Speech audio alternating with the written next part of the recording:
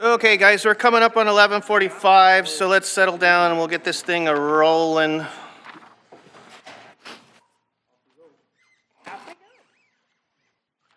So we're going to bring this workshop to a begin here. We're going to start out with interviews for the budget committee candidates, and I've got a list in no particular order, but I guess you guys were scheduled at this moment. So we are currently be interviewing for the budget committee candidates, starting out with Christina Schloegl. If you want to come up and make sure your light is on there, introduce yourself, and just give us a couple, like just a little short synopsis of why you want to be part of the budget committee, and then we'll throw some questions back at you if you don't mind. I missed the very first part of what you said. Do I need to turn anything on? No, you're on. Okay. All right, good morning, first of all. A little bit about myself. I currently work for the Rogue River School District as the executive assistant to the superintendent and school board secretary. I do have some other, can you not hear it? Okay. I do wear some other hats within my district as budget secretary, notary, and several other areas of interest. Maybe, I don't know if they'd pertain to the budget committee. Perfect. So we will bring it back to the council here. If anybody's got any particular questions they want to throw out. Anybody jump? Victoria? What do you think would be one of the most important contributions you would bring to a budget committee, this budget committee? Okay, I would say attention to detail. I realize the budget is already very well organized. However, in my experience looking at numbers all day and spreadsheets, I think additional eyes is always important on any kind of document. And so I think just following behind, collaborating with the others, and looking it over and seeing if I can contribute anything that I see that needs to be adjusted or otherwise. Thank you. Thank you. Looks like we got Indra and then maybe Rick. Hi, Christina. Thanks for coming. What do you think will be your greatest asset on the budget committee? I've been in my role currently for 6 years. So while that's not a long time, in that time I've had the opportunity to, in each of the roles that I have, to watch the collaboration and to watch the effect of working as a team, how that affects the immediate community and in my case, the families in our community. So for a budget committee for a city, I think that it's really important to take into consideration how everything does affect the community. So I would be mindful of that to answer the question clearly. Yeah. And then Rick. Thank you, Christina, for applying. You maybe already partially answered this. What do you feel is the role of the budget committee? The budget committee receives the proposed budget and the budget message and works with, in this case, I would imagine the council to ensure that the community's needs are met with the goal of the budget. Okay, thank you. Perfect. And then Eric. Do you have any experience in group process and decision making? And please describe. Okay, absolutely, yes. As the board secretary, a lot of what we do, a lot of conversations happen with the stakeholders, with the community, and that requires a lot of collaboration. And from that, to Councillor Nicholas's point as well, from that it goes out into the community. And so I'm able to see the effects of those group processes, what happens within it. Perfect, thank you. Looks like Joel and then Kathleen. Thank you for applying. What is your relationship to conflict and how do you feel about it? My relationship to conflict, can you expand on that a little bit? You got a full field. You can define it however you want. Okay, so I'm gonna, okay. Gotcha. So I'm going to, in the context of, I'm going to say a budget committee, let's say there's disagreements with how things are allocated. I think it's going to be important to work through that, hear out the others. Everyone's voice matters. I think other people's perspective is incredibly important, and I think it's essential to understand that everyone brings something to the table.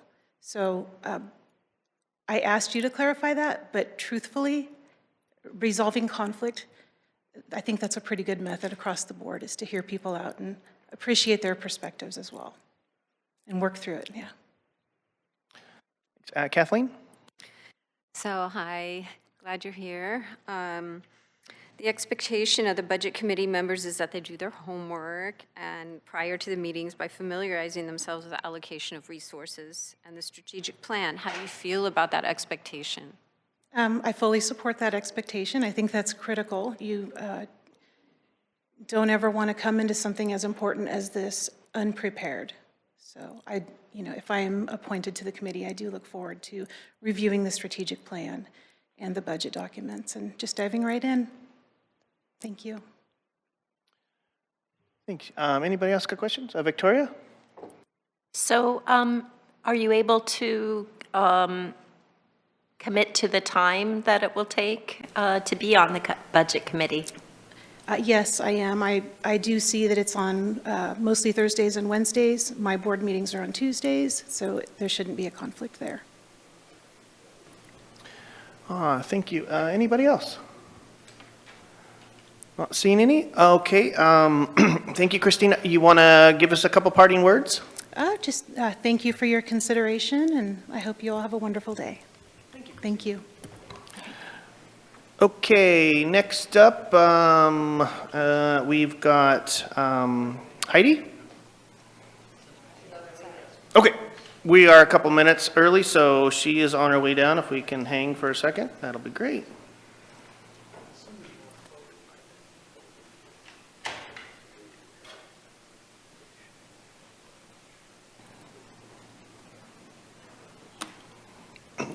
So just so you guys know, council here, we do have a list of questions if you guys want to go through those, and it is kind of incumbent of you guys kind of addressing these candidates to get a full feel of them. So don't hesitate to jump in and ask questions.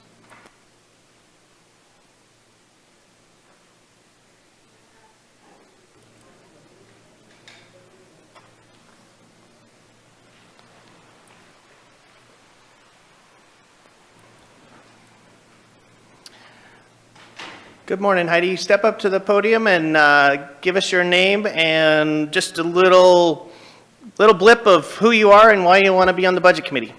Oh, okay. Please and thank you. I'm Heidi Napier. I'm a retired veterinarian. I've lived in Grants Pass for 7 years, and I want to be on the budget committee to be a little more involved in the local government, and because local government is where I can have an effect. Federal and state is pretty much, that's pretty tough. But, so, and I'm retired, so I have time to volunteer. Unless you guys want to pay me. No. Oh, that one's going to fall on deaf ears with us. I know. Thank you. Does anybody have a question? Joel, thank you. Thank you for applying, Heidi. What is your worst outcome of this budget process, and how do you feel about it? The worst outcome? Yeah, what's the worst that we can do as on the budget committee, and how do you feel about it? Well, basically, excuse me, enlarging the size of the city government and raising taxes, because everything has got to be paid for, and I pay for it. You know, I mean, we all pay for it. Thank you. Rick, then Indra. Thank you, Heidi. What do you feel is the role of the budget committee? What the role of the budget committee? Well, look at the budget and see where money is going. Okay, thank you. And then Indra? Glad you're here, Heidi. What is the greatest asset that you bring to the Budget Committee? Well, I have a lot of experience volunteering sometimes in budget processes of various volunteer organizations, church, pony club, master gardeners, and I also have a lot of experience working for small businesses. That's what I've always done, and I know what it costs to run them. I know what the expenses are, reasonable and unreasonable. Thank you. Indra? Oh, sorry, Rob and then Eric. So to kind of piggyback on Joel's question, but looking at kind of the reciprocal of that, what would be your, rather than your biggest fear, what would be your greatest hope of what the outcome of the Budget Committee would be?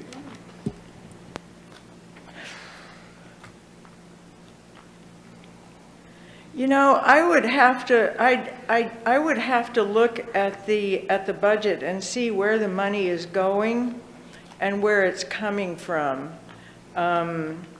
Basically, to lower the cost of the city government, that's what I would like to see happen. Eric? Thank you for applying, and please describe your knowledge of the city of Grants Pass Describe my knowledge. in terms of the budget. Oh, the budget. You know, all I really know is what I read mostly on the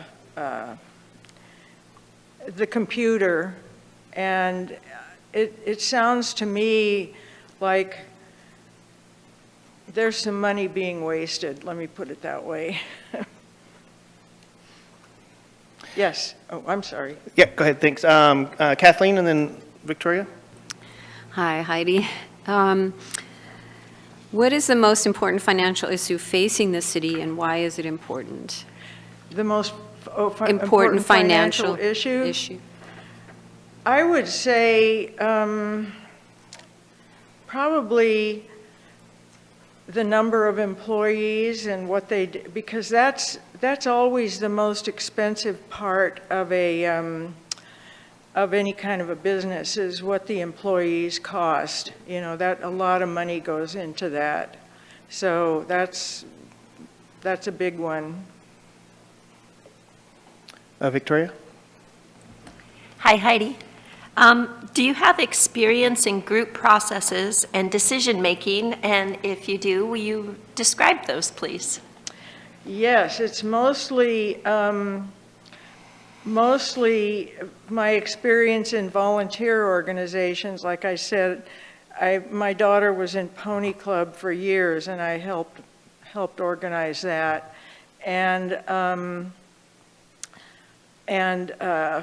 Master Gardeners. I was on the board for Master Gardeners, and I taught classes, and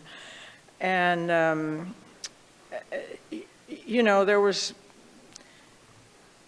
was somewhat of a financial thing. They don't spend a lot of money, and it was all volunteer, but so there's that. And then church also, because you know, when you're on the board of a church and you're deciding what kind of programs to put on and how much to spend. Perfect, thanks. Looks like Rob?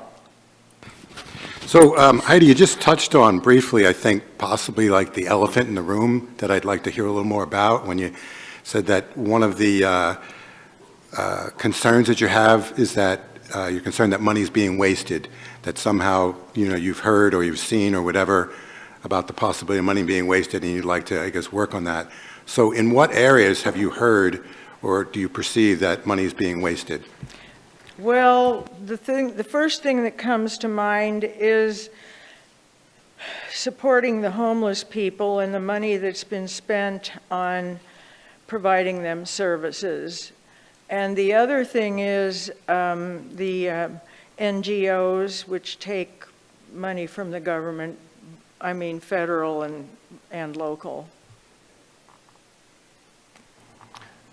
Thank you. Anybody else have any other questions? Okay. Thank you, Heidi. You want to leave us with just little parting words on why you want to be part of the committee for the budget? I'd like to know more about what's going on in the city and be involved in making decisions if the budget committee does that. Perfect. Thank you. Okay, thank you.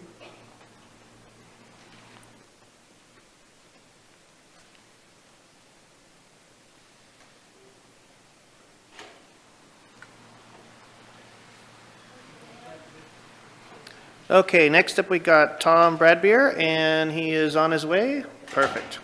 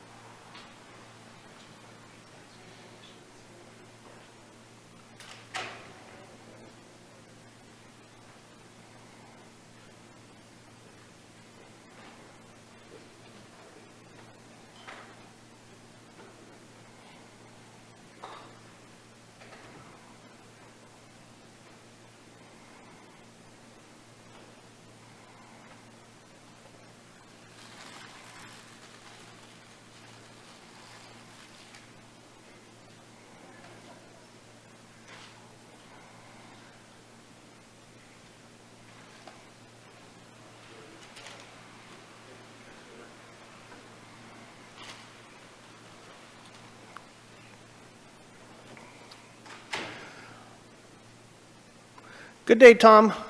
Step up to the microphone and tell us who you are and give us a little bit of why you want to be on the budget committee, sir. All right. And then we'll throw some questions back at you. Well, thank you. Thank you for the opportunity to talk to you today. My name is Tom Bradbeer. I'm a resident of Ward 4 in Grants Pass. I was on the budget committee previously, 2 terms, and I found it to be very interesting, very challenging, and I think the work of the budget committee is very worthwhile. So I'm in a position now where I would like to join that process again. And I'd be glad to respond to your questions. Perfect, thanks, Tom. Do we got any questions for Tom? Kathleen? So hello, Tom. Hello. To follow up on that, what is incentivizing you to come back at this point? I think the city faces some real significant challenges with regard to the budget. I think there will be changes coming as a result of the change in the administration in Washington that is going to affect all levels of government. And in responding to that, I think one of the issues that the Budget Committee needs to look at is how local government operations can become more efficient. And as a member of the Budget Committee, I would like to work with others to find efficiency measures within the city's budget that can be responsive to the challenges that we're going to be facing. Perfect, thanks. Joel? Tom, thank you for applying unconditional respect to you. So one of the best outcomes I heard you talk about was increased efficiency. Right. What do we need to learn that we do not yet know? So there's something out there we don't know that the Budget Committee needs to know to increase efficiency in city government. What do we need to learn? I'm not sure I want to try to answer that question directly, but I would like to share with you how I would go about arriving at an answer to that. And that would be to first look at the data and to analyze each of the budget requests from the perspective of how can we improve service and reduce cost. I think it's important to distinguish service level reductions from increased efficiency. They don't necessarily go together. Efficiency can actually make service levels more effective, depending on how that efficiency is achieved. I would also want to discuss what it is we need to know with other members of the Budget Committee, the council, staff, and if appropriate, the general public. But I think the process of arriving at the answer is as important as what the answer is. Thanks, Tom. Victoria? Hi, thanks for coming. Yes. You have been on the Budget Committee before. Could you describe what you think are some of your best contributions to the budget in Grants Pass? Another way of saying that, how did the city benefit from you being on the Budget Committee in the past? Your greatest accomplishments? Well, I'm not sure I'm the one to answer that question. Perhaps others would be more responsive to it. There were a couple of policy issues that I was involved in analyzing as a member of the Budget Committee. And I want to say right away, I understand the difference between policy and resource allocation issues for the Budget Committee within existing policy. But the Budget Committee was working with staff particularly to find ways to increase funding for public safety. And we went through a whole range of alternatives, and one of them was the new utility fee for public safety. I was in favor of that, and I think it was a very courageous act of the council to adopt that fee.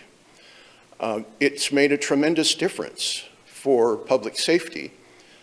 I noted that in the last 3 years, the public safety budget has increased by an average of 11.8% per year in 23, 24, and 25.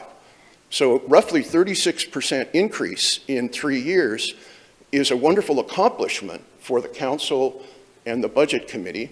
And I believe I played a small role as an advocate for that policy. Perfect, thanks. Looks like we got Rick and then Rob. Thank you, Tom. So, describe your knowledge of the city of Grants Pass and your knowledge and experience in the city of Grants Pass. Wow, that's a big question. Well, I've lived here for 30 years. Okay. And I have property that I've invested in, and I rely tremendously on city services of all types. And as a result, I have volunteered to be a part of discussions with the city. I think public safety and housing are the most important topics for the Budget Committee to be addressing.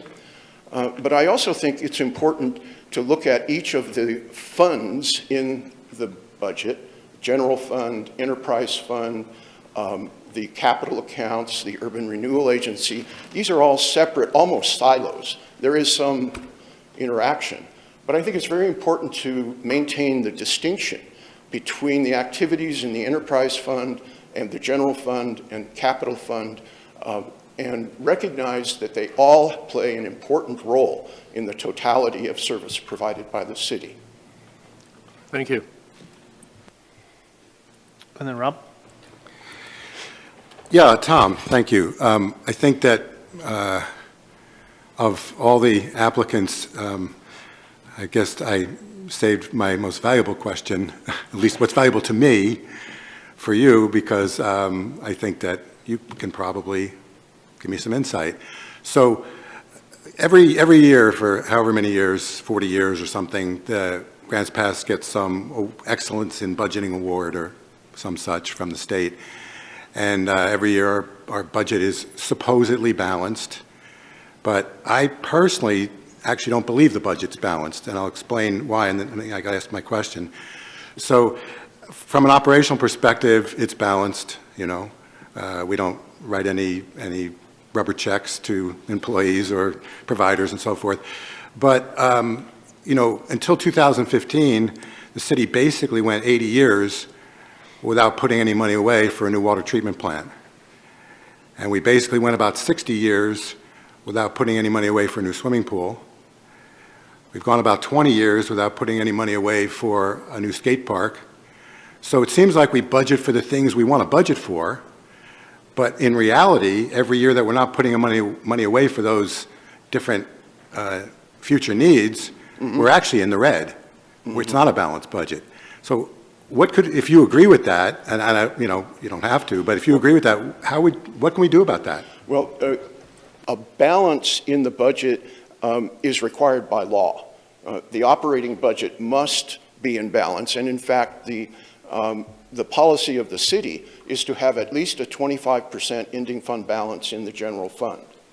So that, if you will, surplus indicates that there is no issue about the budget being in balance. But what you're referring to, I think, and I do agree, that the capital accounts need greater attention. Long-term investment issues for the city are very critical. And if we can find efficiencies in current operations, I would hope that that would be added to the Land and Buildings Fund, particularly in an account that would be dedicated to investments in government efficiency. There are many machines, equipment, software that could improve efficiency, but it will require investment in order for those to be realized. I would also add that actually there are examples of the city anticipating major capital needs and setting aside construction funds to meet those. The most prominent example recently is the water filtration plant project. There is about $30 million in the capital construction account of the water department for that project, which is a result of the $13.50 a month water plant replacement fee. To save over the last roughly 10 years, $30 million of local taxpayer, ratepayer funds is a tremendous accomplishment. I think it's important to keep in mind that a multi-generational asset like the water treatment plant really ought to be paid for by not only the current ratepayers, but future ratepayers. So in that sense, I think there's a strong case to be made for bonding the balance of what's needed for that plant, particularly in view of the diminishing likelihood that a FEMA grant will be available. Whether it's a general obligation bond or a revenue bond, it seems to me is a very good discussion to have in the Budget Committee, because that becomes the resource allocation decision, recommendation, that would support that capital investment, and with the perspective that you're suggesting, that there be other capital improvement projects that are funded in advance of the need, I think the Budget Committee would be supportive of that. Does that answer your question? Yeah, absolutely.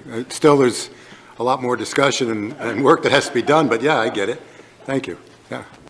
Thanks. Andrea, you have a question? Yes.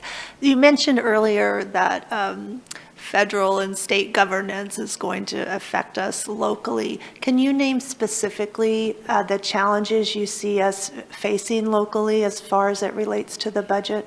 There are federal funds that are built into the city's budget and the city's activities, the city's departments. The Community Development Block Grant is an example of that. The FEMA grant for the water plant that I mentioned already is an example of that. And again, to be complete or thorough in answering that question, I would need to do further research and hopefully interact with staff and members of the Budget Committee to identify what those challenges are and will be and find ways to resolve the conflict that's created. The process is as important as the specific outcome. Thanks, Tom. It's very refreshing to see that you have the foresight to bring up those topics, and something that you would be looking forward to on the Budget Committee. Does anybody else have any questions? Okay, Tom, we'll end with you, and if you want to give us a couple parting words and why you think we should put you on the Budget Committee. Well, again, thank you for the opportunity to talk to you today about this. I think the city is well served by the strategic planning process that establishes goals. The Budget Committee then works within the goals established in the strategic plan to make recommendations regarding resource allocation that are effective in addressing the issues the city faces. So I appreciate the opportunity to serve. Thank you, Tom. All right. Thank you.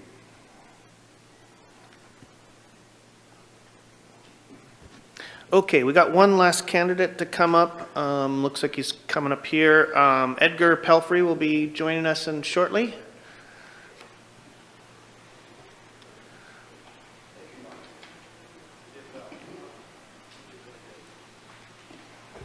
Mr. Pelfrey, if you come up to the podium, introduce yourself, and then just give us a little blurb on why you want to participate in the Budget Committee. Thank you. So my name is Mike Pelfrey. I am a city resident, have been since 2016. And I guess the best answer that I could give you for why I would be willing to volunteer for this position is that my sole purpose is to make our city as great as it can be. So I'm willing to put myself in a volunteered position to do whatever it needs to do to make that happen. Perfect. Thanks, Mike. We'll probably have a couple questions for you. Victoria? Can you tell us what expertise you have that you would be able to bring to a budget committee?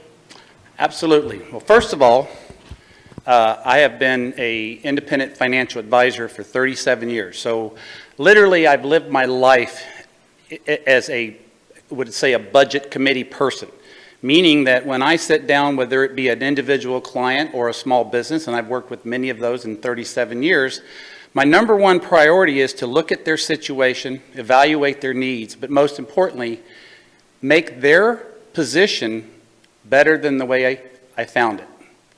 And so for 37 years, I've helped my clients not only achieve, but thrive with financial independence. And that's what I would hope for the city of Grants Pass as well. Thank you. Eric?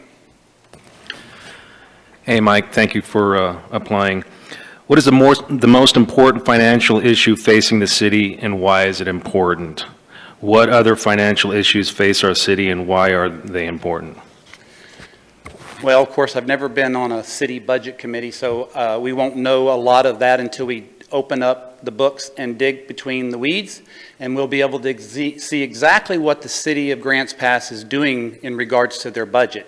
But I will say this, I've lived my life this way. I share this thought and idea with my clients, and at the end of the day, whether you're a city, you are a small business, or you are an individual, you have to make sure that you have more money than month. Now, you understand what that means? That means that you got to make sure that you do your budget so well that you have money left over. I listened to the previous interview from the gentleman, and Rob asked a really fantastic question in regards to, this guy's thoughts as far as the budget and his expertise and so forth, and a rainy day fund, a slush fund, i.e. And so at the end of the day, the city of Grants Pass, just like what's happened with the county, and we've seen this pretty much in Zoom now, and that is they relied so long on the revenues from the forest industry that they didn't prepare for what's to come in the future. And I would say the same thing with the city of Grants Pass. You have to prepare for the unexpected. And so by doing that, you'll be able to face these type of projects and these type of bumps in the road a whole lot better. But if you just shoot from the hip, you're going to get the end result from that. Thanks. Everybody's hand up. Let's go with Indra first, Rick, and then Kathleen. So you mentioned you work a lot one-on-one with clients. What is your experience in group processes and decision-making within groups? Well, you know, in 37 years, I've been on a lot of committees in the financial services industry. I spent 23 years in Arizona and Scottsdale, so I was involved in a lot of different, I'll just say in different avenues. I've trained people for this business. So from a group standpoint, I think I do extremely well in a group setting. Of course, I'm only one voice, but I hope to be a very strong voice, and at the same time, listen to others and see what they bring to the table, and then hopefully as a group we can come to some type of conclusion that's in the best interest of our city. Rick? Thank you for applying. You've somewhat answered this already, but what is the role do you see of the Budget Committee? Well, I think the Budget Committee is pretty much the checkbook, in a sense, to the City of Grants Pass. We need to take a look and see where exactly the city is spending their money, and if there is any cost-saving measures that can be done where it doesn't hurt the overall operation of our city, then I think that should be something that should be looked at, especially because that's what we have to ask everybody that sits in our audience that attends these meetings. You know, we as individuals and as business owners we're faced with those same decisions. So a city government is no different. As we see what's happening in Washington, D.C., what's actually being proven is that we have tremendous waste in our country. And my guess is it's not just at the national level. That waste trickles down. We mentioned, I think the gentleman earlier mentioned something, or the gentleman before me mentioned something about he's concerned that because of what's happening in Washington, it's going to find its way in local budgets. There's no doubt about that, because my guess is Salem is an ideal prime target for I would say what President Trump is doing in Washington, D.C. and his team. And I think that ultimately, once he opens the books, or hopefully someone opens the books and sees exactly where the state of Oregon is spending their money, that's going to have no choice but to come down into cities like Grants Pass. Thank you. Kathleen and then Joel? Thanks for coming, Mike. What specific contributions do you hope to make to the Budget Committee? I would say that I bring 37 years of I would say 37 years of passionate experience in helping any type of client that I've done business with make their financial situation better than the way I found it. So the ultimate goal would be the same for the City of Grants Pass. If I'm going to put my name and my time into something, I want there to be something that comes out of that. And the only way that's going to satisfy myself or anybody else on this committee is that we make Grants Pass better than the way we found it. I don't care if it's the budget. I don't care what it is that this city does.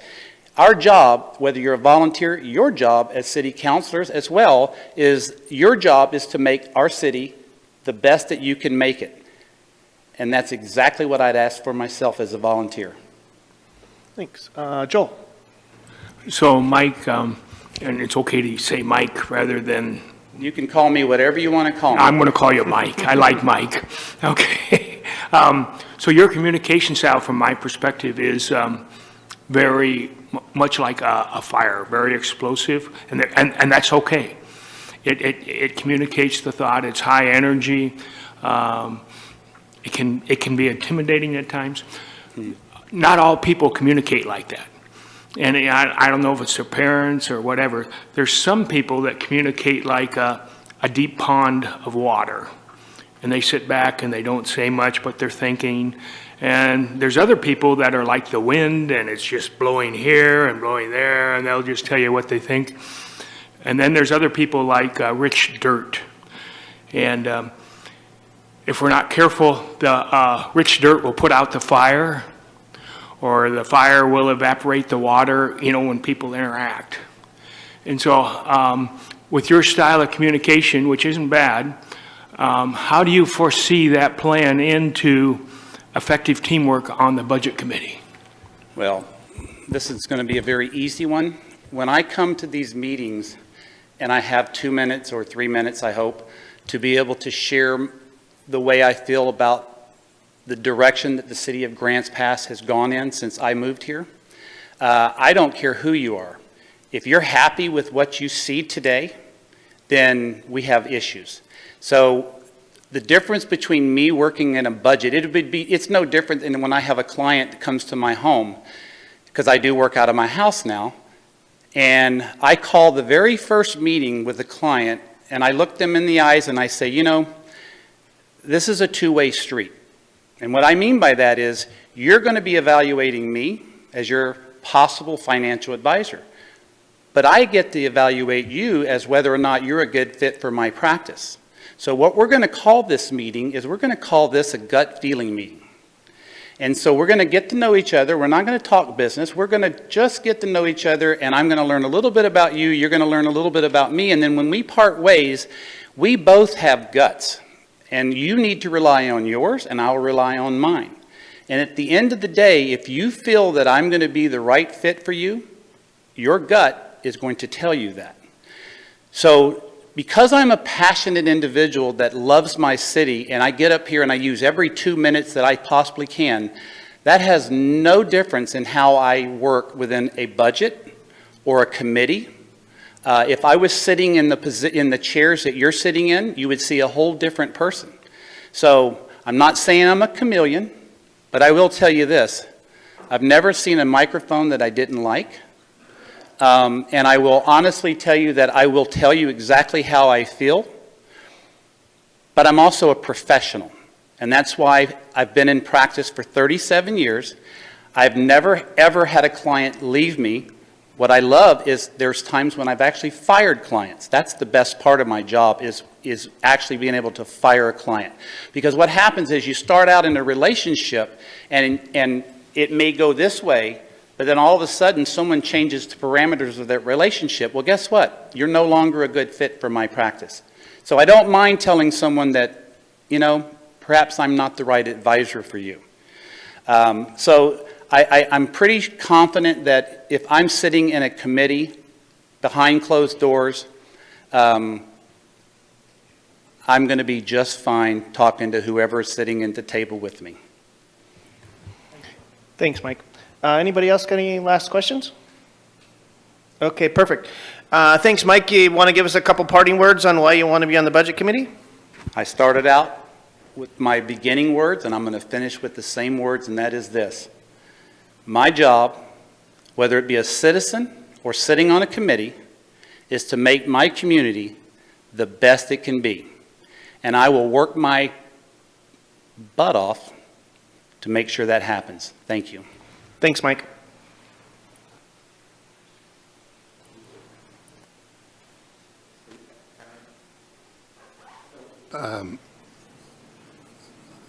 People are supposed to be sequestered as they're, you know, so they don't get to hear what the answers were before, and I just want to make sure that that is still happening, because it evidently didn't happen in this case. Right? Yeah. Okay. What we've done is... Thank you. Yeah. Okay. We normally try, and that's why we have these scheduled, and we have the individuals waiting up in a room. Right. And they come down. I guess he said he was watching on YouTube. So Yeah, I guess what there's that nothing we can do about individual's that. doing on their own time before, Right. we don't have any control of. Thank you. That's the beauty of having publicized meetings.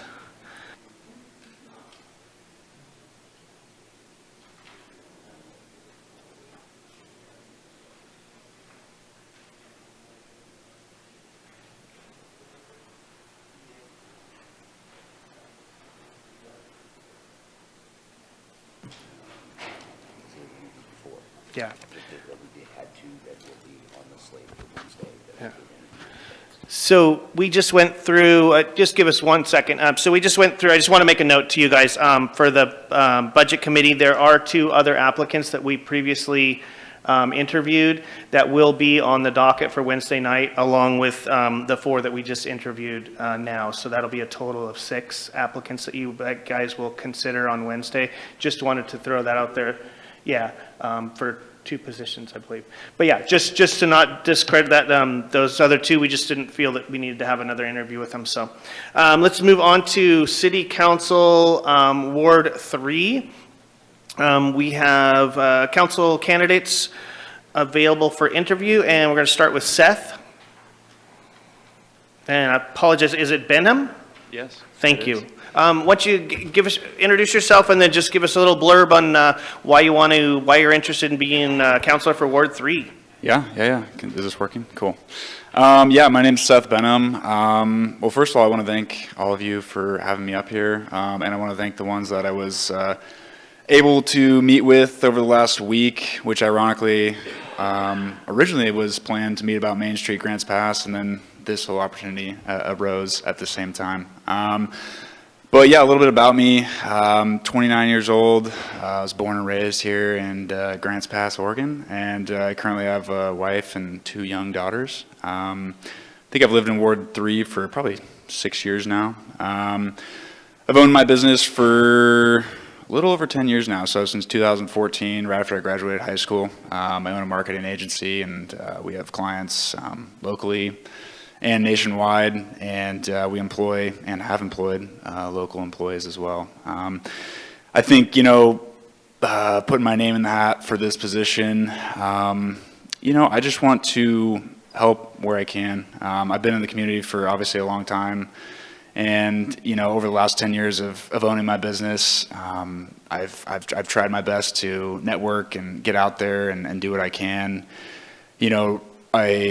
Last year, about a year ago, helped found Main Street Grants Pass, which I know some of you know about. I presented here back, I think, in September on behalf of Main Street. And so that's become kind of a new passion of mine, is just helping specifically downtown, but, Grants Pass in general. I'm on the board for Southern Oregon Aspire as well. And, I think, too, I'm young. I know a lot of young people that want to serve. So, hopefully I could be an inspiration. And, like I said, just get out there and help the community however I can.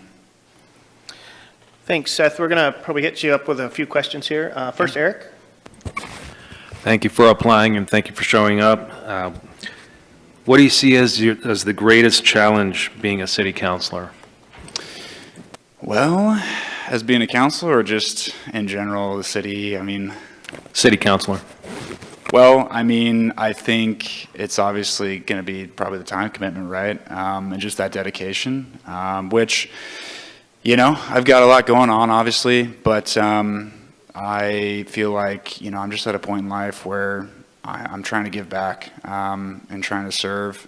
I was recently actually, one of the other reasons I guess, kind of doing this is the small reason, but I was actually at the inauguration in Washington, D.C. back in January, and I don't know, just felt inspired by, everything going on, and felt like, let's step up and put my hat in the ring and serve the community. But, definitely, right, the time commitment and just being available. I will say, being self-employed, I have flexibility. I wouldn't be able to do Main Street Grants Pass without that. But, I think everything kind of plays into, what my goals are and just making Grants Pass, a great place for everyone. Hope that answers your question. Thanks. We got Rick and then Rob and then Kathleen. So, Rick. Thank you, Seth, for applying. What do you see are the major challenges facing the city? Yeah. I think probably everyone's going to answer homelessness. I think that's probably one of the top ones, which I would say, it's a national problem. I don't think it's just Grants Pass. I think there's a lot of people that think maybe it's just Grants Pass based on the last year and the Supreme Court ruling and all that. There's a lot of attention brought to it. But, that's an issue that I don't think really anyone has the perfect solution to. I think it's everyone has opinions and ideas, and so how do we come together to make a positive change in one direction, right? I think there's never going to be a final answer. But beyond that, obviously there's the funding for police and fire. That's a huge issue, and that's one that's been around for a long time. And then, economic development, which I'm passionate about, obviously with Main Street Grants Pass. I also do a lot of work with Visit Grants Pass, so that side of of the coin is important as well. You know, and I think improving economic development, which is a lot of things, ultimately will hopefully improve all of these things as time progresses. You know, that's one of the things, like I said, that I'm passionate about, and just helping improve businesses, not only downtown, but in all of Grants Pass, you know, bringing tourists from outside the area, making Grants Pass a more livable area for people. You know, I mean, obviously the cost of living is high right now, and that's a issue plaguing the entire country, but yeah, economic development is one of the big ones for me. Thank you. Thanks. Rob? Yeah, Seth, so you keep using the term Main Street, and, you know, as you know, I mean, I was at the, I guess, the kickoff event for that, so I have a pretty good idea what that is, but I'm pretty sure that there's probably people on the dais that aren't quite up to speed on that. So can you please explain what that is, briefly? Yeah. So about a year ago, a little over a year, I think last January, there was an event held at the Wild River Pub. It was an audit put together, I believe, by Visit Grants Pass and the city, kind of a co-joint audit. They hired an outside firm to come in and kind of just review, you know, Grants Pass as a whole, focused on downtown, and they interviewed a lot of local businesses. I actually encourage, you know, if you haven't, and I can send it to everyone, it's called the Downtown Roadmap. It's a pretty well put together document. And, you know, basically out of that, interviewing local businesses and, you know, seeing what the needs were, out of that arose, you know, we need a program or an organization to help kind of just coordinate efforts, specifically in downtown. You know, we always, I call it now the four-legged stool, the four-legged table. So we've got the City of Grants Pass, we've got the Chamber of Commerce, we've got Visit Grants Pass, and now we've got Main Street Grants Pass. And so our efforts are solely focused on downtown, right? Everyone has their kind of individual areas and specialties, but we're focused on downtown. And part of that is the, you know, revitalizing downtown, bringing grant money into downtown, helping be a voice for a lot of these local businesses downtown as well. You know, just overall promotion of downtown Grants Pass, because I believe there's a lot of people, even within Grants Pass, that may either because of COVID or whatever reasons are, just don't go downtown as much anymore. But I think there's a lot of benefit and there's a lot of things going on, and so I'm very passionate about how do we, you know, bring the energy back up and yeah, promote it and help these businesses. So just brief follow-up. So, because I haven't been very closely involved since the kickoff deal. So is there a focus with Main Street to potentially bringing back to the 50s or things of that nature? Because I know that was a really big loss when we kind of lost our ability to do that, and I haven't been involved in the last year much, so.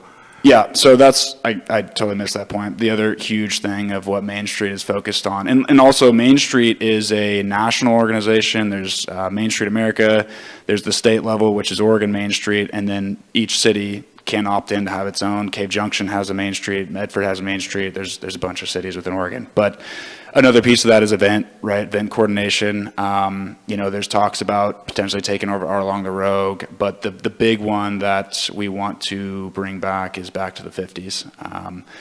And so we have, right now, are currently forming the board. I'm the president of the board, you know, and so again, that's one of those ones that we're really focused on, is back to the 50s to really bring that economic drive to downtown. I appreciate the explanation and everything, but we're going to kind of bring it back center because I think we got a few more questions here. Kathleen and then Victoria.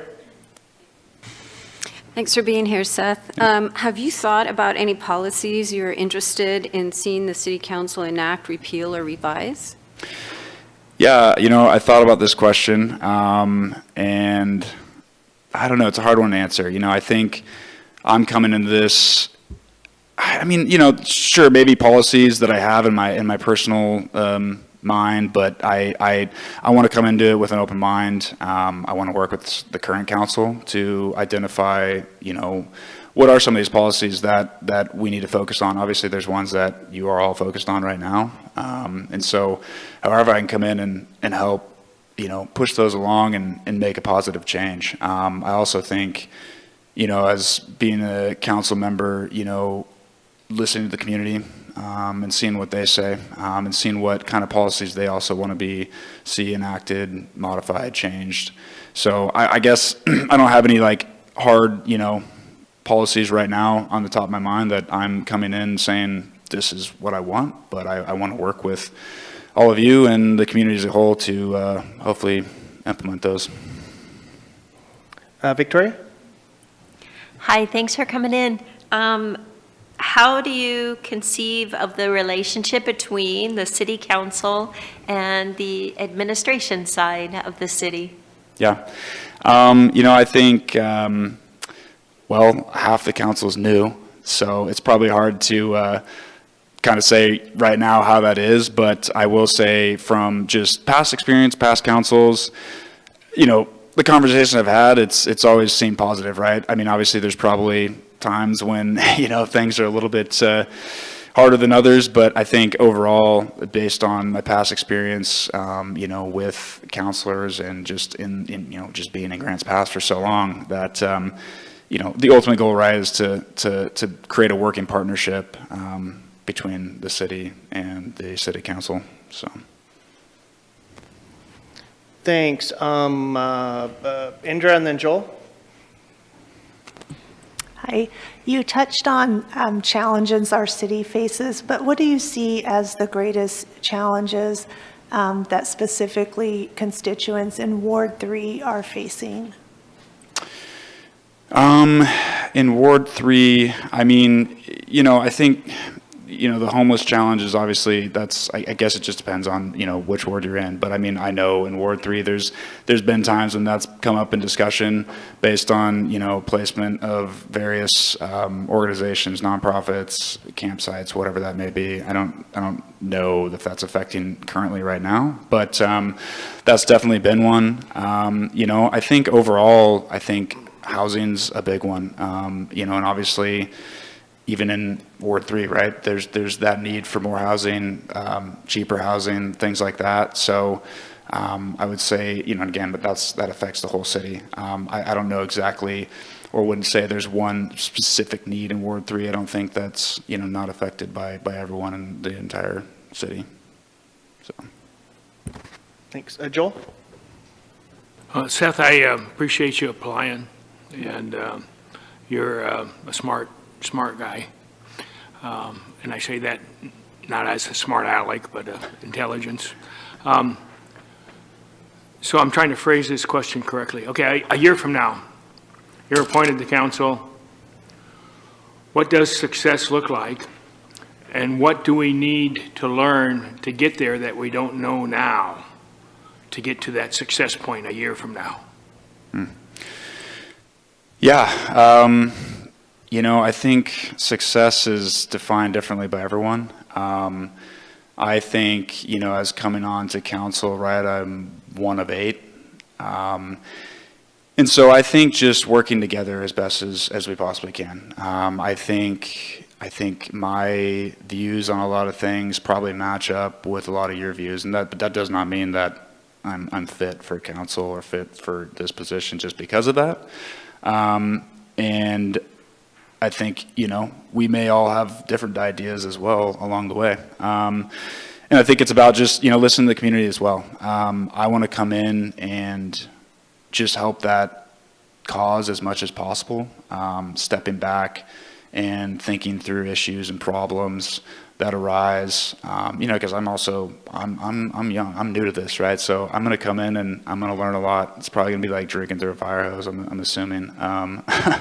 But, if we can come together united and, make decisions that are beneficial for the entire community, I think that's going to be, the number one priority. And so hopefully in a year from now, those progresses are made, and we're making progress towards a better Grants Pass, a better community. We're solving problems within the homeless crisis, even though we're not going to be able to figure it all out. It's about one step at a time. I always believe one foot in front of the other, every day. So. Thanks, Seth. Joel? I looked right at Rob and I said Joel. Rob? So you mentioned you've had your own business for about 10 years. Is that the same business for the whole 10 years, or? Yeah, yep, marketing agency for 10 and a half years now, so. And how many local employees do you have? I have 3 right now. I've had more in the past that have, come and gone, so. And you said you had some clients in Grants Pass and some outside or some nationally, or? Yeah, I mean, we work with Visit Grants Pass. We work with, nonprofits in Grants Pass as well as Medford, Ashland, and then, we have clients nationwide as well. Right. Thank you. Yeah. Thanks. Indra? You've worked on other boards, or at least one other that you mentioned as well. Do you feel like it's important for boards to reach consensus in decisions, or do you think 5-3, 4-4 decisions are okay? Yeah, I mean, I think, if 5-3, 5-4, whatever it is, I mean, I think consensus is going to be hard to come to in most situations, right? Everyone's going to have a different opinion. Although, ideally, towards the end of it, and when, the decision is made, I think the people that may have an opposite viewpoint, hopefully we can come to some agreement or some middle point where it's accepted and, we're all in it together. So I hope that answers your question. Thanks, Seth. We've taken quite a bit of your time at this moment. Do you want to leave us with any parting words? I will say, I just want to say why I love Grants Pass, because this is one of the things I've been thinking about. And, I travel for work and for fun fairly often. And, although I'm excited to leave town, I will say I don't think there's been any place I've traveled to in the United States and outside the United States that I have not come back to Grants Pass with a renewed viewpoint and, excited to be back. And I think that, although we have struggles and we have things that people disagree on, and whatever that is, I think there's a lot of good things about Grants Pass that we should prop up that maybe people don't think about that live here, on the day-to-day, because you kind of just go through the grind. But we do have a lot to be thankful for in Grants Pass, and so hopefully maybe that can be a part of me being on council as well as, bringing awareness to that. Thanks, Seth. Thank you. Thanks for your time.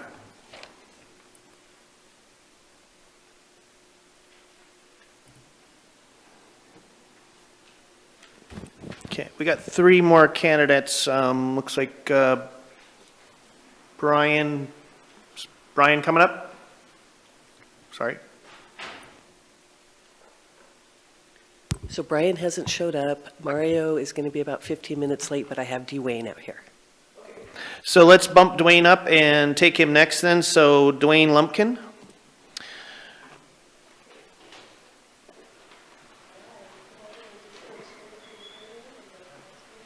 Come on in, DeWayne. Come up to the podium and give us your name, and then tell us why you want to be, why you applied to be a candidate for Ward 3 councilor position.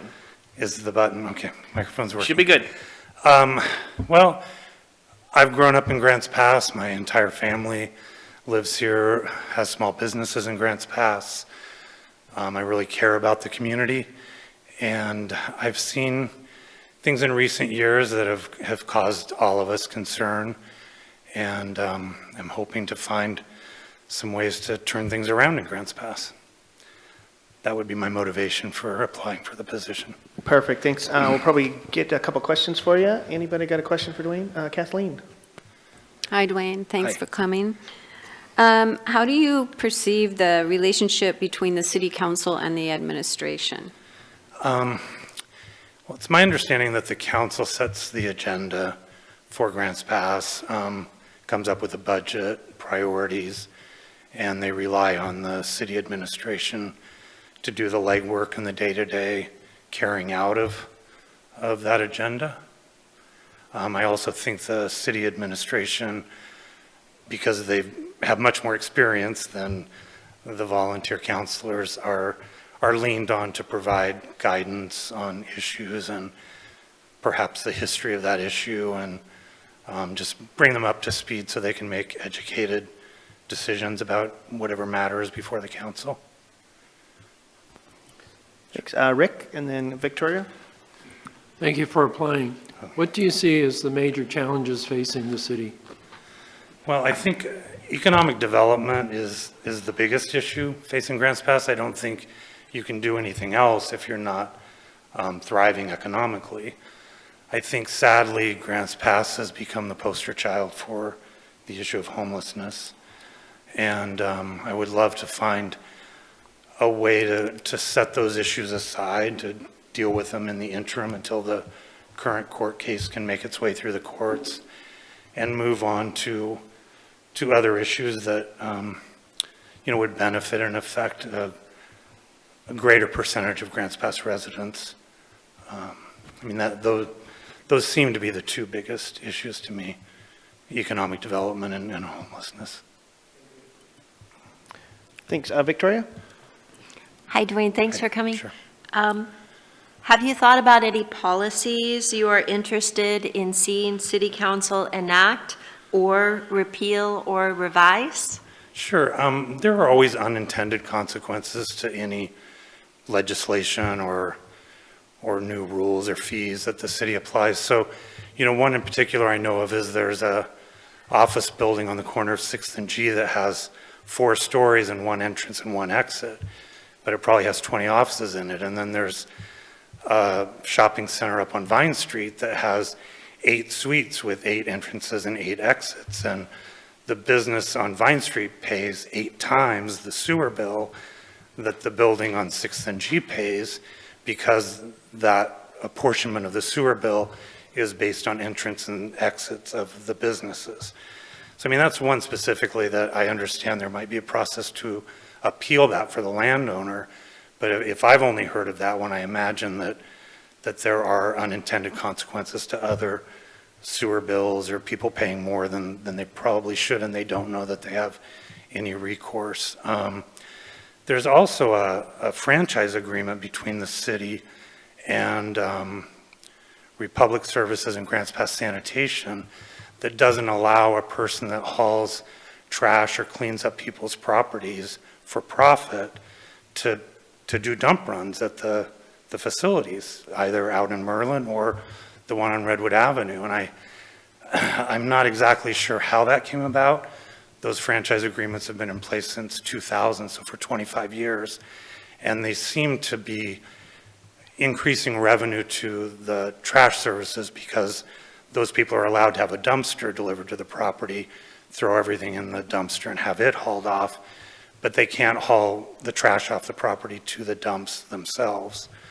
And then change of use permits is an issue that I've ran into with small businesses that I've owned, where if there's a site you're interested in that has been, say, an office, and you want it to become a retail or a restaurant, I think there's pretty cumbersome regulations in place for getting a change of use designation for that space.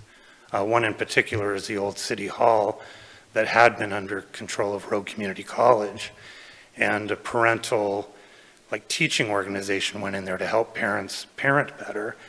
And even though that had been Rogue Community College and an educational facility, they were still required to get a change of use permit that required an engineer and plans and all kinds of things that would not have been required if that change of use designation hadn't been in place.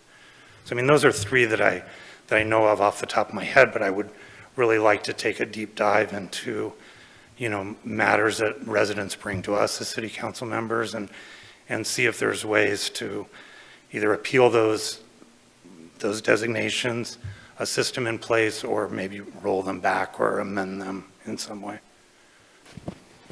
Thanks, DeWayne. Rob, and then Indra.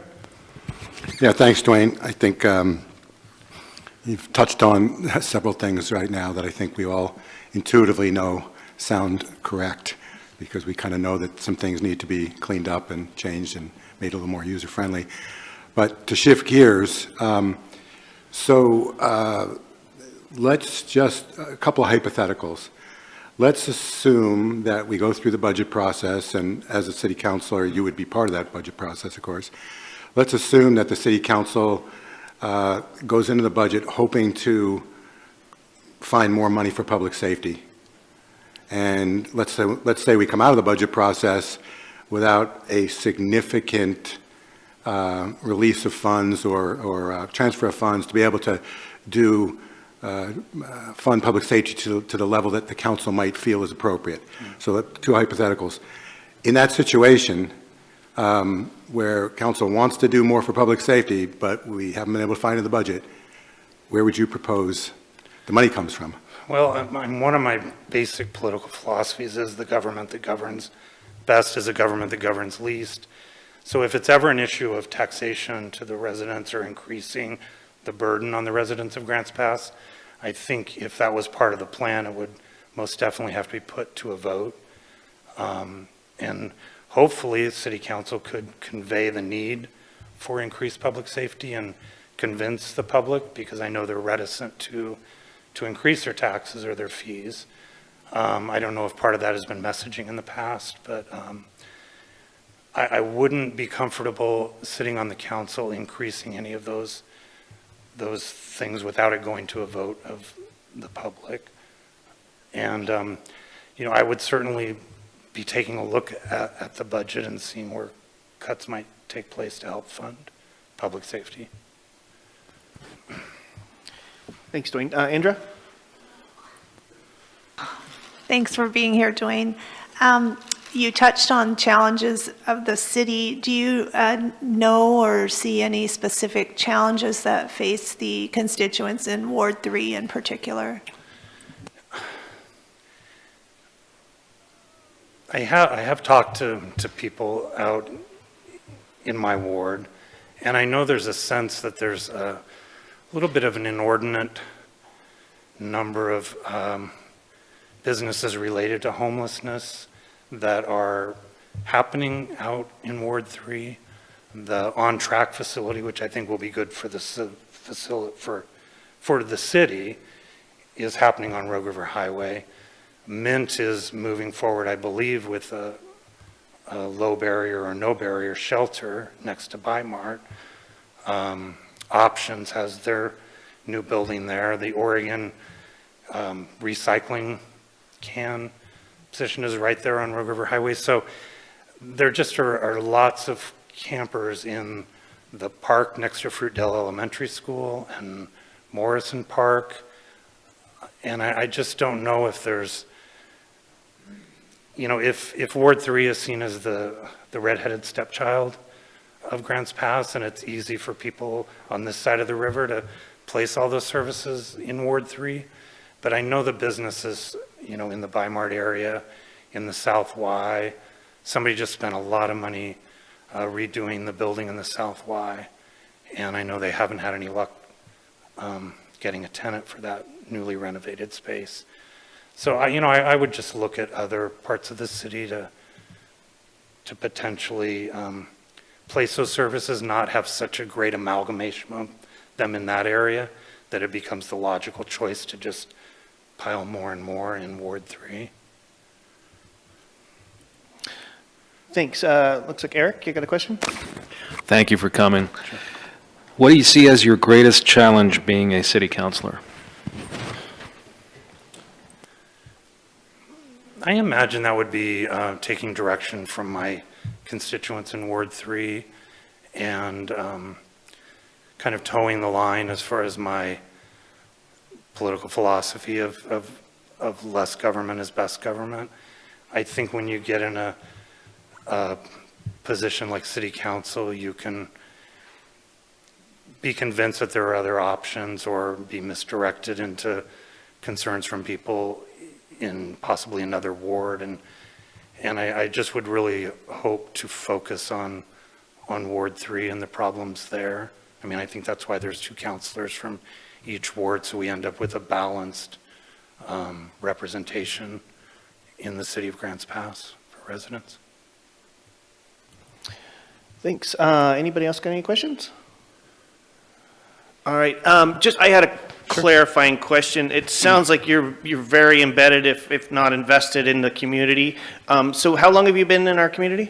Well, I was born in Medford, so I'm an Oregonian by birth, and I've lived in Grants Pass off and on right after I was married, worked at Boise Cascade, but lived in the Bay Area, lived in Portland, and have been back in Grants Pass full-time for over 25 years. Yeah. Okay, perfect. Any parting words on what you think why you want to be Ward 3 counselor? Sure, I have a lot of questions. I don't know how much control City Council has over certain matters, but, I have observed that the big construction projects related to the city are going to Salem and Medford construction companies. That would be Adjourn and Outlier, and the construction company for the new water treatment center. And I don't know if there's a way to weight the bidding process to favor Grants Pass residents. I think if Grants Pass construction companies were doing public works projects in Grants Pass, that there would be a greater amount of money staying in the Grants Pass community from those projects. It's kind of hard to see all of that work go to construction companies from outside our community, and the money from those construction projects going outside our community. That's one area I'd like to look at. And then as far as, I've identified some businesses that I think could be approached to possibly grow into Grants Pass. One would be a Amazon hub for their delivery vehicles, and another would be a Restore store for Habitat for Humanity, like they have in Medford on Highway 99. And I wonder if there might be a way to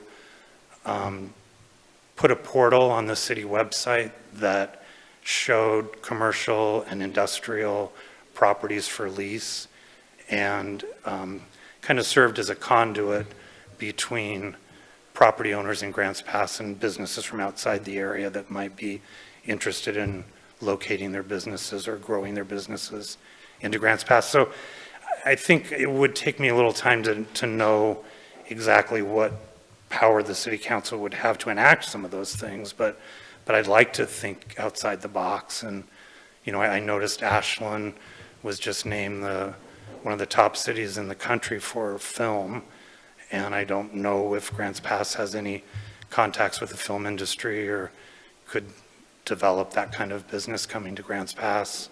I really think the goal to everything is having Grants Pass thrive financially, and then that would allow the money for public safety and hopefully to address the homeless issue and other matters that are facing Grants Pass. Perfect. Thanks, DeWayne. Okay, thank you. Thank you for your time. Thanks for your time.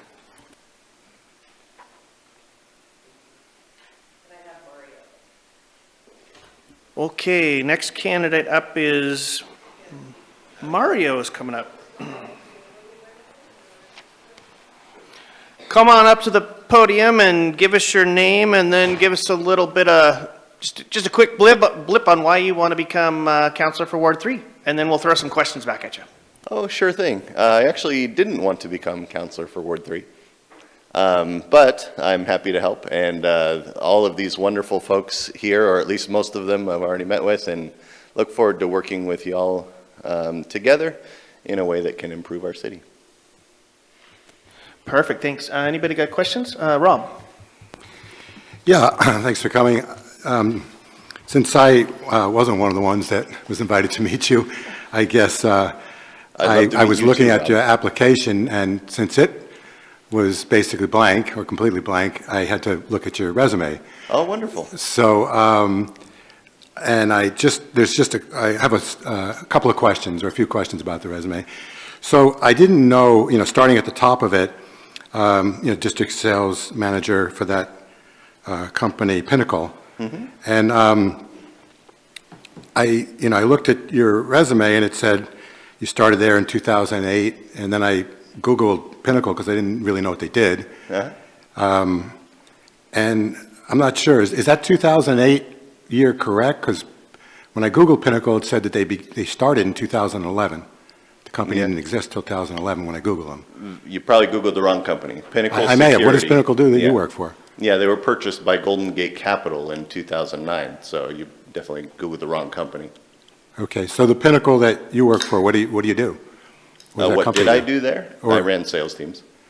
Oh, do you work for Pinnacle now, or no? Oh, no, it's been a long time. Oh, it says on the resume to present, I'm sorry. Oh, sure, may have been the time that was Okay. on there, yeah. I haven't had to do my resume in a very long time because I've owned companies for, oh gosh, quite a while now. Okay, so let me just get down the resume a bit, and then maybe someone else will ask you about what you do now. Sure, yeah. Down the bottom, it says licensed for health, life, and code in Oregon. Yes, And sir. I have no idea what that means. Can you tell me what that means? Oh, of course, yeah, selling insurance. That was one of my first things when I was 18. Okay. So you're licensed for life, health, and code. Oh, life insurance, health insurance, and something else. Yeah, yeah, in Okay. fact, I never even bothered to write a policy with that. I was so heavily recruited into technology when I got back from a service mission in Guatemala, but I did get licensed just before I left, yep. Okay. Okay. And then there's a few other things. I'm not sure, when you say, I guess it says you did the mission that you just Yes, sir. mentioned. I guess most people do that at age 19 or whatever, something like that. Whatever age, yeah, is best, yeah. In my case, I saved up and went at 19, yeah. Okay. I lived in Guatemala for 2 years. So, all right, then I guess my last question about the resume then, because there's things on the resume from, I guess, 4 years before that, which would have meant you would have been like 15 years old or something, some of these on the resume? Mm-hmm. Okay, so those are businesses you did in high school or? Yeah, something like you're, that? Okay. like I said, you're probably looking at one of my older resumes, but I'm that's the only one I have. not surprising because sorry, it's I the only haven't one I had to have. have them for a long time. Yeah, okay. Thank you. Indra. Nice to meet you in person, Rob. Thank you for being here, Mario. What do you see as the greatest or a couple of the greatest challenges that face the constituents of Ward 3? Oh, great question. Where do we start? Well, I think obviously there are some loud and very public challenges that are, very well documented on social media and other areas, and of course in these meetings in City Council.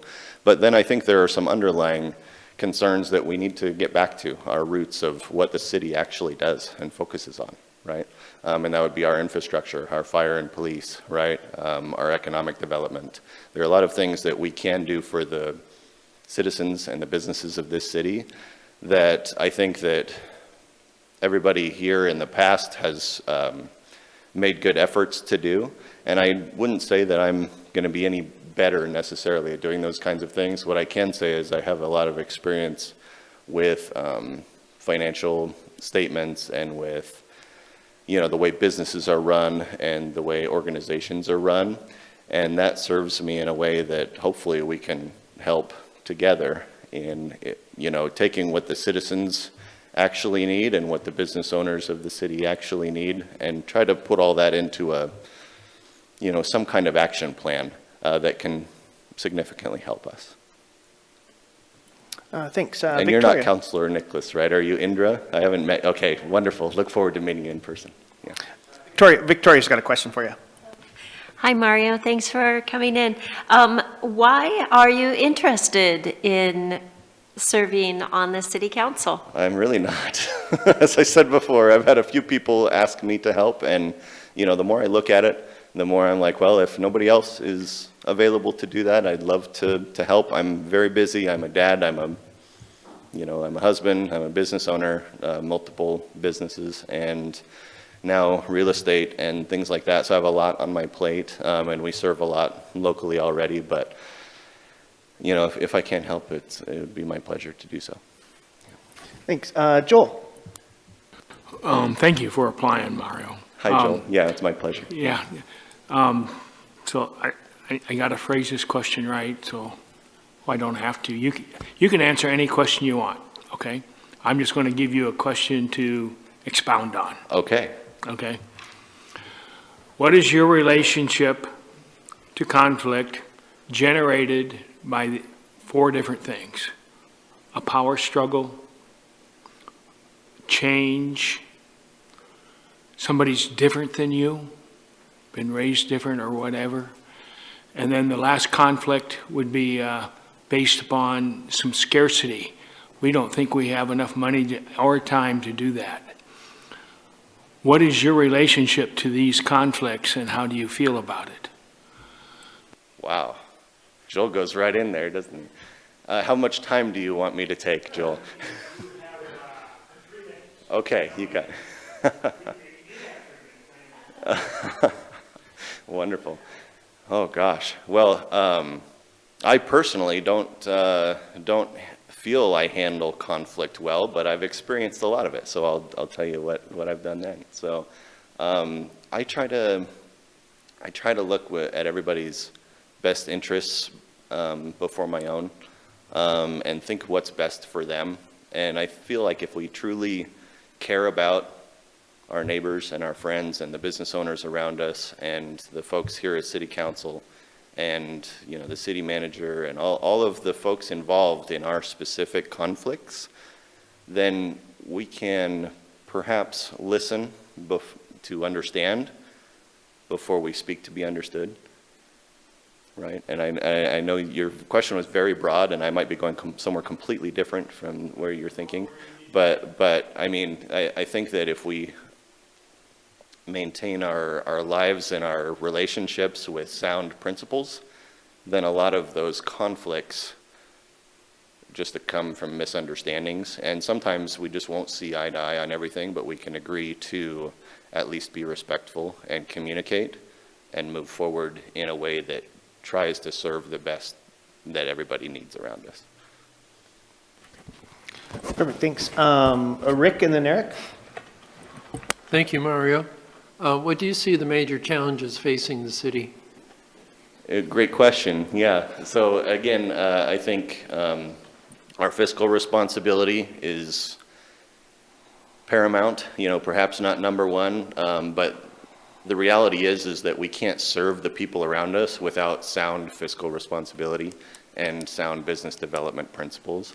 And if the fiscal responsibility is taken care of and managed appropriately, it's still not going to make us suddenly have money rain from the sky that we can solve all of these problems with a snap of our fingers. But we can at least focus on a couple of the key problems and say, okay, this is where we want to start, 2025. We only have a short amount of time. What are the key issues facing us, right? And of course, we all know that the unhoused situation is a significant factor, especially with the factors that we have against us currently. But there are things that we can do to not table that, but to ensure that the responsibilities that we have set before us are taken care of in a respectful and functional way, and then move forward to the things that are most pressing towards our city. Because the reality is the city really doesn't have a responsibility to provide a whole lot of social, safety nets and things like that. We'd love to help. We're not monsters, but we have to determine what's best for everybody with the short amount, the small amount of funding and resources we have available to us. Yeah. Okay, Eric and then Rob. You may have touched on this question slightly, but what do you see as the greatest challenge being a city councilor? I don't know yet. I'm hoping that I'm not too broad-sided by all of them, but I feel that time and energy and attention span would have been my biggest constraint, and I've brought those concerns to many of you, and you've all helped me understand that the reality is most of what I'm needing to do, I already do as a citizen, but now I can take whatever my expertise and activities are currently, I can take those and actually apply them towards being perhaps an even more helpful citizen as serving in the city council, a few nights a month, and then of course a few days a month with various things and meetings. But a lot of the reading and the education that I do, I'm actually already doing. I'm just doing it on a more public, like social media and other areas type level. So I think if I could get more accurate, truthful information that's a little less biased, right, then perhaps I can be even more helpful serving as a part of the city council. Thanks, Rob, and then Indra. Yeah, I was hoping somebody else was going to ask, but I'll go back and ask then. You've mentioned your current business and what you do and everything else, but I still have no idea what you do or what your current business is. Oh, yeah. So I run a technology conglomerate, but I also own real estate, and we own security businesses as well, fire businesses, integration. We do a lot of business phone service and, a lot of other services that businesses need. We provide that. So I'd love to chat more. I understand you're a business owner yourself. So what's the name of one or two or three of your businesses? Sure. High Tech Security is one of them. Caveman's another one. We just started another one. Hang on for just a second. Skycrest Plaza is another one, real estate we just purchased. So what's the difference between Caveman Security and High Tech Security? Because I only want the best one. I don't want to get a guy with a club. I want something a little more modern. What's the difference? Sure. That's a great question. I'd love to chat with that more in person, since it's a little bit more, I don't care so much about me necessarily. I just want to help. Thanks. Indra? So you seem very, very busy, as we all are. I too am a business owner, and I have not been into my shop maybe twice in 4 days. So the city council is a huge commitment of time, and especially new, it's almost, a full-time job. There's a lot of reading and just talking to people and meeting. I just want to feel confident that you feel like you have the time to commit to being on city council. I want to feel that confidence too, Indra. No, seriously though, I really didn't it's been probably a good 8-month process since I think I first talked to Victoria and some of the folks about a different, because you were initially setting up people to campaign for these positions. And I think that's been probably my number one constraint this whole time is please, if you have somebody else, push them, right? But more and more, the more I see, I find that, I really am spending a lot of that time already and having those conversations and gathering that information. It's just, now I can do it from a more invested level, hopefully, and help out on a better level. Thanks, Mario. Anybody else have any questions? All right, Mario, I'm going to ask you for some parting words on, sell us if you think you can do the time commitment. What's your last parting words to change our mind to vote for you? If you have somebody else, please take them. I love your candor. No, seriously though, I do. Everybody that I've met so far, and I think all of us probably have rubbed shoulders in some capacity or another, if not with you directly, at least with family members and connections in small social circles. So, I'd be delighted to work together with you on problems that may not have an easy solution, and many of them we may not even be able to address, right? But at least we can focus together on what's going to be best for our children and our families and our community and our churches and everything else. It sounds like you got some compassion for this city, and so, if you aren't chosen for a Ward 3 council member, I would encourage you to stay involved with the city. There's going to be lots of committees and lots of outreach that we do. So thank you for your time for today. Thank you guys so much. Okay, Karen, do we have our last person? No, he never arrived. Okay, then I guess we will conclude that with, so you'll have to basically, council, you'll have to take Brian Bailey at his submitted documents and for your consideration. So that will conclude our candidate interviews. Looks like we need to select a council liaison to the Public Safety Advisory Committee. Can we get a little synopsis on when they meet and what the time constraints would be for that to become a liaison? Aaron? I'll speak to the time. Their first meeting is scheduled for February 25th at 9:30 a.m. at the Public Safety Training Room, and their schedule is not quite yet determined. This is their first meeting. What day of the week? Tuesday. So the first meeting would be Tuesday, the 25th. Do they have any anticipation on a time schedule, or it's still up in the air? No, it's, as Karen mentioned, this is a new committee, and depending on what they want to do and how they want to accomplish the tasks associated with the purpose of this group, it could be that they meet a few times a month in the beginning. It could be that they meet monthly. It could be that they end up meeting quarterly. So we don't know what that is yet. So with all of that great information, anybody want to volunteer for Public Safety Advisory Committee Council Liaison? Rob, question? Yeah, Statement? I would volunteer for it.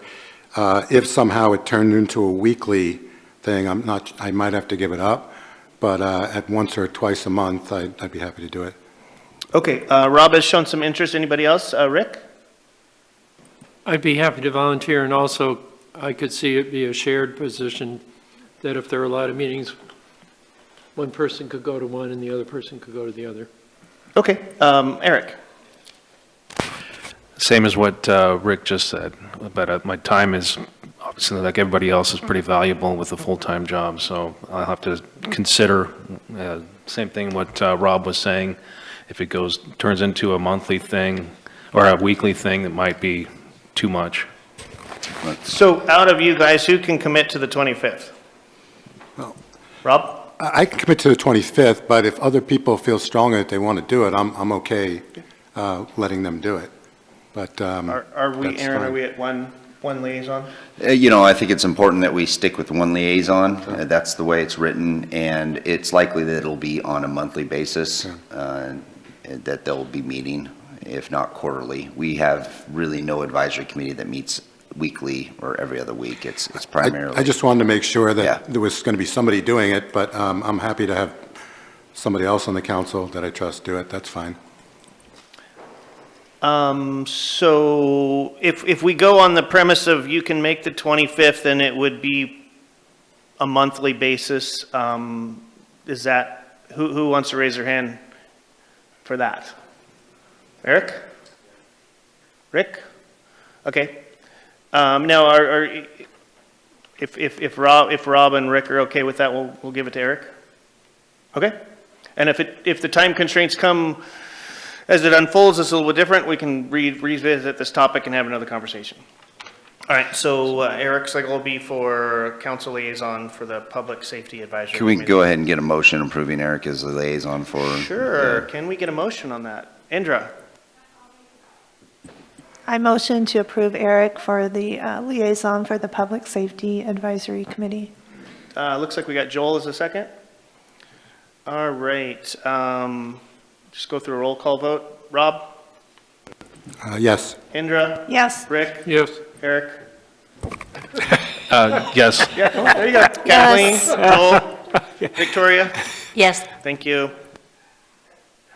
Okay, let's roll into agenda review. Anybody have any comments, questions, problems? Clint? Rob? So, Yes, sir. questions about tomorrow night, the voting process for Budget Committee and also for Council, because the last time we did a vote thing, we didn't do it in a transparent way. In other words, it was a secret ballot when we did, and that's, I feel, completely inappropriate. So I just want to make sure we know how we're going to do it. And I'm not sure, let's see how many, do we vote for any one of these positions until someone has a majority of the number, whoever has the highest number of votes, or how is it going to be done? So for the Budget Committee, correct me if I'm wrong, we have 2 positions available. So that would be putting 2 people in for the Budget Committee. We interviewed 4 people today, and we have 2 previous interviews, so that's 6 people for 2 positions. And then for the council, we had 4 applications and 3 interviews, so you got 4 people. The council position would be easier, but when you've got the 2 positions open, I'm up for suggestions. I'm, you've spent more time on the council, Rob. I just remember it's always kind of been a piece of paper, but if you want it, it's going to have to be a consensus of the council. So if anybody has a motion to put forth a voting style, then do it now. Sorry, Victoria? We should vote for Budget Committee, one person at a time, and then vote for the second person. And the person who wins the first ballot will obviously be out of the vote, because it should be one council person, one vote. And the same with the city council person. That is just one ballot, and everyone gets one vote. And that's a motion. Little discussion here. Go ahead, Rick. So years ago, we came up with a preference list, because then you had the opportunity to take a survey of the entire council, and you could indicate somebody you're in favor of, and then the mayor would indicate who got the highest number of votes, and then you went from that preference list to a motion to nominate. The opportunity that gives, you can vote for somebody, in reality, you know it's not going to get it, but yet you recognize the people in their willingness to volunteer. So you give recognition for that. But again, there's the other thing we've seen in the past. If you just have the floor open to the first person that makes a motion to nominate, it can be a popularity contest, because then it's who raises their hand first, and then to come afterward with another recommendation. Sometimes that never happens. But the thing is, the procedure, and I recognize the procedure is still there, even if you have one person being nominated, somebody else can be nominated also, but a lot of times it doesn't happen. So it's up to the council how they want to go. So just to clarify, Rick, you were suggesting, as it's been done before, a preference list where everybody voted on a piece of paper. It's announced that the majority of the council has a preference for this person, then you wait for a motion for someone to, and then a second. And that was what you were just trying to explain. I just was clarifying, summarizing. Okay, Rob had a comment? So, or a question? More specifically, I think that Victoria's concept of voting for one person at a time on the budget committee, could work, in other words, but it doesn't really it doesn't get to the core of my. Add a piece of paper with all 4 names on it.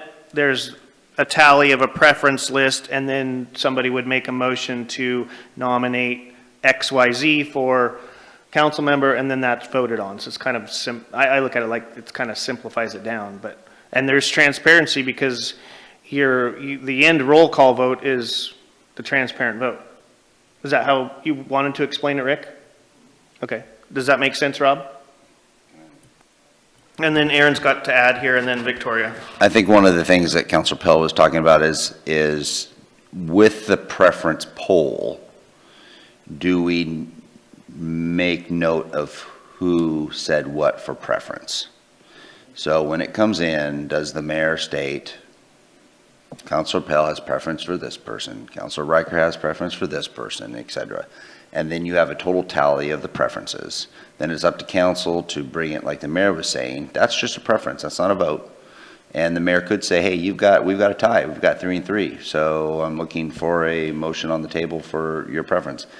And you can have a motion, and after that motion, you can champion one person over the other or something along those lines. But I think one of the issues was, do we have clear who voted for what preference before an actual vote happened? So if that's what you would like the mayor to do, just have council be clear tonight or today that when he receives the preferences, that he's stating who voted, whose preference is for who. Victoria, you've got some question, comment? Yeah, I think I need to understand a little bit better, but let me describe what I would like to see, and I think it may, I don't know, address what Rob was saying. I think each person, some of the processes that the people are talking about are a little bit like ranked choice voting, and that's something that I would absolutely want to avoid. There's 7 counselors, and I think each person should have 1 vote. I don't think there could be, well, I guess there could be a combination where there would be, yeah, what you were saying. Then I think if there was, like, let's say, a 3-3 and someone didn't vote, then it would be between those 2 people, but each person should still have to state who they voted for. I think, and Rob, you can correct me if I'm wrong, but I think you wanted a transparent vote, people saying who they voted for, because that's the way it had been done in the past. And I think that's important, so that the public knows. So a transparent vote, a roll call vote, I think would be important. But if there was, and then maybe this is where I'm not clear, if there's a 3-3 and someone doesn't vote, then it's just going to be who gets to the draw to nominate. You need to clarify that for me. So normal procedure would be then, if you look at Robert's rule in these situations, I think it suggests that then you open it up for nominations, not for voting, for just nominations. And so you throw the 2 names. And let's say you had a preference of 2 individuals, and only one of those 2 got up to nomination, then you'd be looking at a motion to do that. If again, it's affirmed that those 2 are a preference and they're both nominated, then you'd probably go into discussion either before or after a motion was made, likely after a motion was made for one individual, of speaking in favor of that individual, or maybe you say, I'm not going to vote in favor of this individual, and here's why I champion the other individual we discussed. So at least there's a discussion of why you're the pros of the individual. So that's how you'd sort of follow it from a Roberts perspective. Rob? Yeah, that's what I had in mind, and Victoria kept saying it could be 3-3 or whatever, and someone doesn't vote, it could be 3-3-1 also. All 7 could vote, and you could still end up being 3-3. But I would assume at that point, the person who voted for the 1, that 1 would obviously drop out. No one's going to nominate them because it'd be a waste of time. So then we would nominate one of the 3s, and it'd be we would talk about the benefits and the of each candidate. But that's kind of what I was thinking it should be, rather than, and that way no one with a less than 4 votes could possibly win, right? We don't, because it could actually, we could end up with a 3-2-2 situation, but I don't want the person who gets 3 to automatically be the winner on that first round, right? We'd have to go back to do the nomination thing, and then the lower vote people would probably drop off. So that's kind of what I had in mind, at least for the council position. Rick? So historically, over time, what we've seen with the preference sheet, when a person has a preference, and if that person that they have a preference for only has 1 counselor indicating that, in the past, they've always changed their mind and selected, they've gone with the majority of the people. So there's never been a tie, per se. So it's taking care of itself. So at this point, I'm seeing, out of the discussion between the 3 counselors, I'm seeing that 2 of the counselors are looking to see if we can just basically do a roll call vote per person as we go, or we go through a preference list and then wait for a nomination. So again, I'm waiting for a motion. I know you did have a certain motion, Victoria, but it was a little bit too complicated. Right, for me to understand. I would like to amend my motion and make a motion for a single roll call vote. Okay, we have a motion on the floor to pick candidates with a single roll call vote. I second it. Got a second on Kathleen. Any further discussion? Joel, sorry, and then Aaron wants to weigh in. I just had a point of clarification. There would be no preference indicated then ahead of time? Okay. That was my clarifier, is that would, based on the motion, my interpretation would be there would not be preference polls established. It would be more following like Robert's rule, where you would open for nominations. and you can nominate, and it doesn't require a first or a second to nominate that person.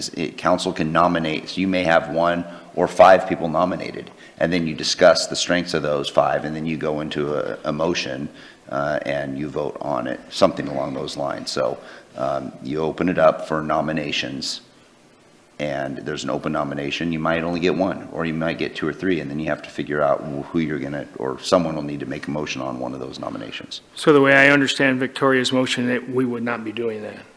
You would not be doing the preference polling in advance and turning them in and then having the mayor say, okay, here's a preference, a 3, 3, and 1 preference. You've got a tie or 4, 2, 1, or whatever it is. That preference polling will not be existing. And I want to make sure I'm clear on that, because I want to make sure staff, if we need to provide the preference poll sheets, we will. And if not, I want to be clear, we don't have to do those for this Wednesday night. With this motion passing, we will not provide you with preference poll documents. So, yeah, and to clarify, with this motion on the table, you would take out, I mean, we could actually put in previous of it, but basically when you do the preference polling, you open up the opportunity for council members to champion a certain person before we go into nomination. If you're just doing a roll call vote, there can be discussion beforehand for people to champion each one, or, I mean, that would have to kind of be worked in too here, but as the motion is on the table, it would be a simple roll call vote.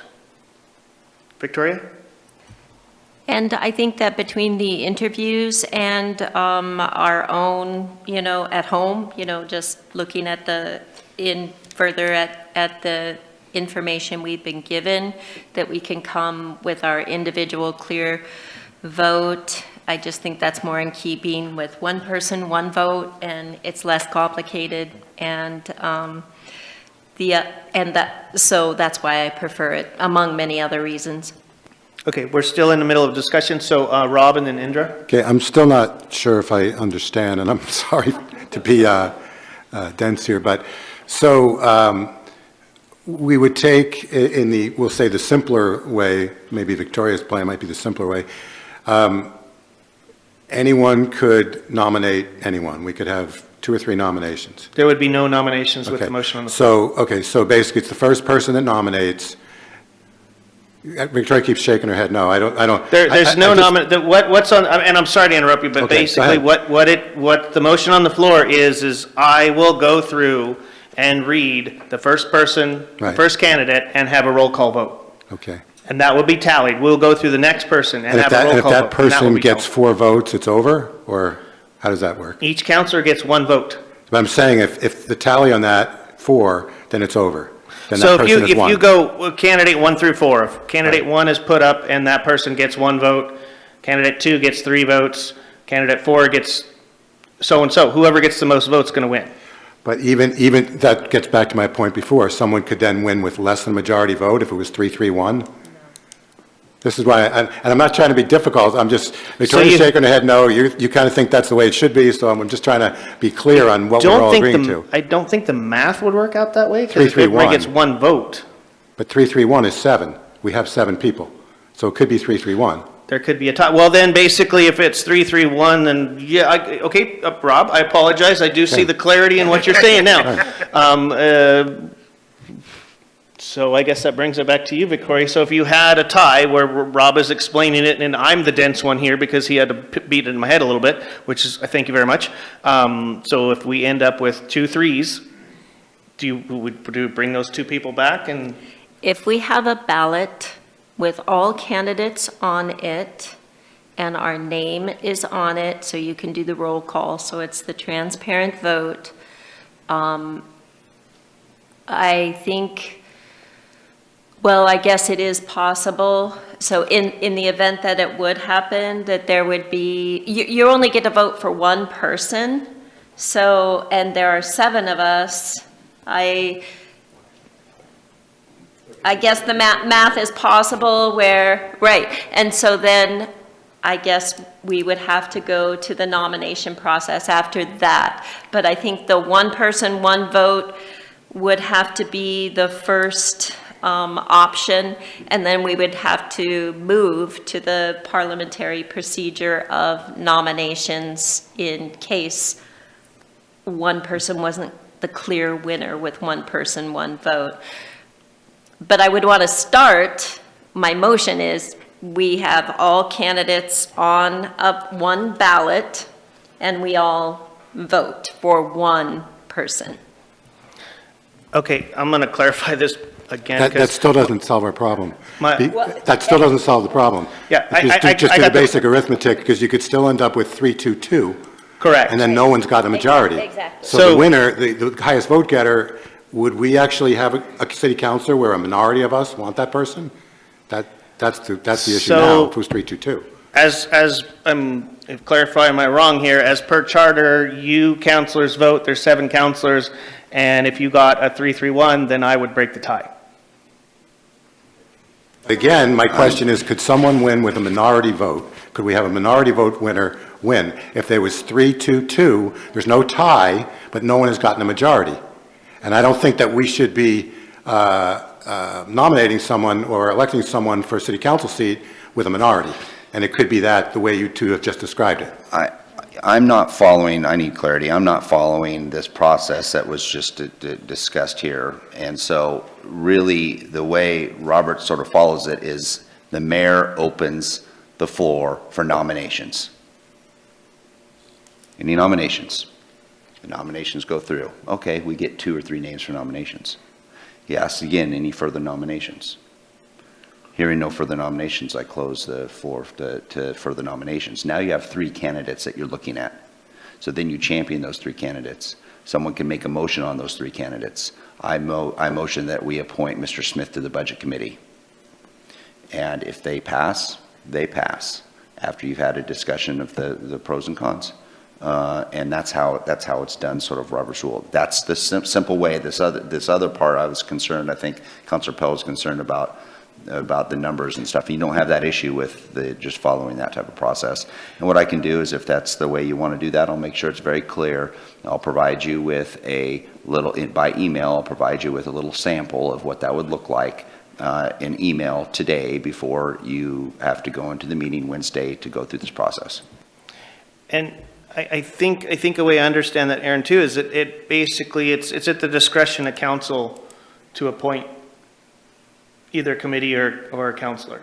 So that would actually, that puts it at the council discretion, where they may have seen 4 applicants, but maybe it's not council discretion that they even want to entertain 4 applicants. They only want to entertain 3 applicants through the nomination process. So, But there is a motion. yes, there is a motion. We're still in the middle of discussion, so we're still discussing. We have a motion on the floor with a second, and we have not gone to a vote. We're still in discussion. Rick and then Indra. So Victoria, isn't the focus here transparency? Oh, absolutely. Absolutely. So with, again, the reason I like the preference sheet, everybody signs it and indicates what their preference is.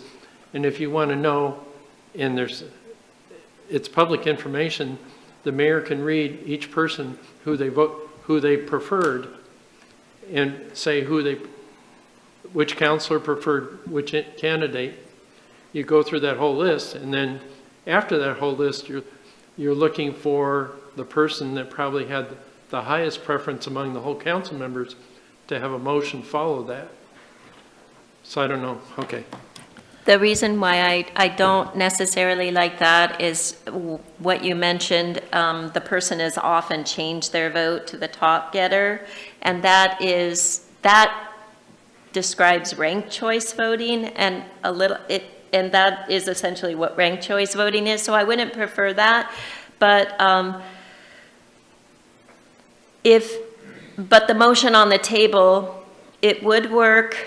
But council would have to, within the motion that I have on the table, and I'm not saying that it's a good, because I hadn't really thought through that. It could be a 3-3-2, and then it would be the mayor who broke the tie. And so the person who becomes the city councilor will have 4 votes, but it will, in the event that it's a 3-3-2 vote, mayor will break the tie between the to people who got 3 votes. So it's the same, it's still the same motion, so it would work that way. So we have a motion on the table and a second, but we're still in the middle of discussion, so Indra? I'm in favor of the nominations. It just seems so much simpler, and it is going to be a one person, one vote, because whoever wants to nominate someone. And what if on the budget committee, there's just 2 nominated? Then that's like an easy snap thing, and we don't have to go through all this. And if there are 3, people can talk about why they want their person, but then we still do a roll call one at a time for each one. So it is one, that's my understanding, it's one person, one vote. And then the council members should be simple, that's just one person for the position, correct? Thanks, Indra. We're still in discussion, and Victoria? I think maybe the reason why I don't like the nomination process is it's just who's quickest to nominate. So I suppose we could go through, I mean, everyone could be nominated, I suppose. But the way that I see it is I'm talking about city councilor now. We have 5 candidates, and it could be a 3-3, and there's 1 ballot. Each of us only votes for 1 person. And we could have a 3-3, well, I guess 3. 3 people get nominated? Well, Is that what you're saying? we could have a 2-2-2. Actually, the math doesn't work that way. We can't have a 3-3-2. It's not possible. We don't have 8 people. So I don't think the scenario that Rob was talking about could happen, but there's another iteration of math that could happen. But if there is a tie between 2 candidates, then the mayor is going to break the tie, and it's 1 ballot. So I see that as simpler. I see that as much more simple than the nomination process and the discussion. It's just 1 ballot. And in case of a tie between 2, then mayor would break the tie. Still in the middle of discussion, Rob? Okay, so I think it's a simple solution. And so Victoria, I never said that 3-3-2 could happen. You just said that. I said 3-3-1, or I said 3-2-2. Okay. Those all add up to 7. But I think what Aaron mentioned, let's just say, to play this out, let's just say there was 3 nominations. We open up to nominations, there's 3 nominations. To me, it would seem as though the first person to get 4 votes wins. And, which would be pretty simple. Now, if we went through that and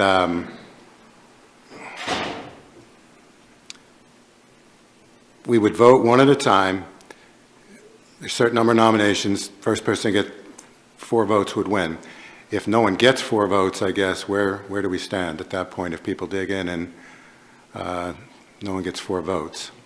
Then what you could do is you can have by motion to reopen for nominations, and you redo the nomination confirming the 3, or maybe the 3 now is dropped down to 2, and then you do the same process again. So we keep playing it out until somebody gets 4 votes? That's correct, Councilor. And there's no tie. Thank you. Indra? So just to clarify, with that nomination process, it's not like one is nominated and you vote on them. There's several nominations, and then there's a discussion for all of them, correct? There could only be 1 nomination. Right, but It could be that council is all in agreement with 1 candidate, so there's only 1 nomination. Okay. If there's multiple candidates that council's interested in, then there'll be multiple nominations. So say there's 3 nominations, and then we would discuss that, and then we would have a vote, and we would pick 1, right? And then we would do the second vote for the budget committee. And The first person who has the majority of votes does get the Right. seat. So if you have 3, then the majority 4 vote, that person 3 would gets fail. in. 3 in positive would be fail, would not be a. Right, and then you're down to 2, and you vote on one of those, and they either get in or not. Mhm. Okay, thank you. Joel? So I'm thinking of the popular song, I Can See Clearly Now, but I can't. So where I'm a little bit confused, okay, we open up the nominations. You can nominate more than, the council as a whole can nominate more than one person. If there's a tie, then I've heard two scenarios after the tie. One is, according to Robert's Rules of Order, if I understood correctly, Clint would break the tie.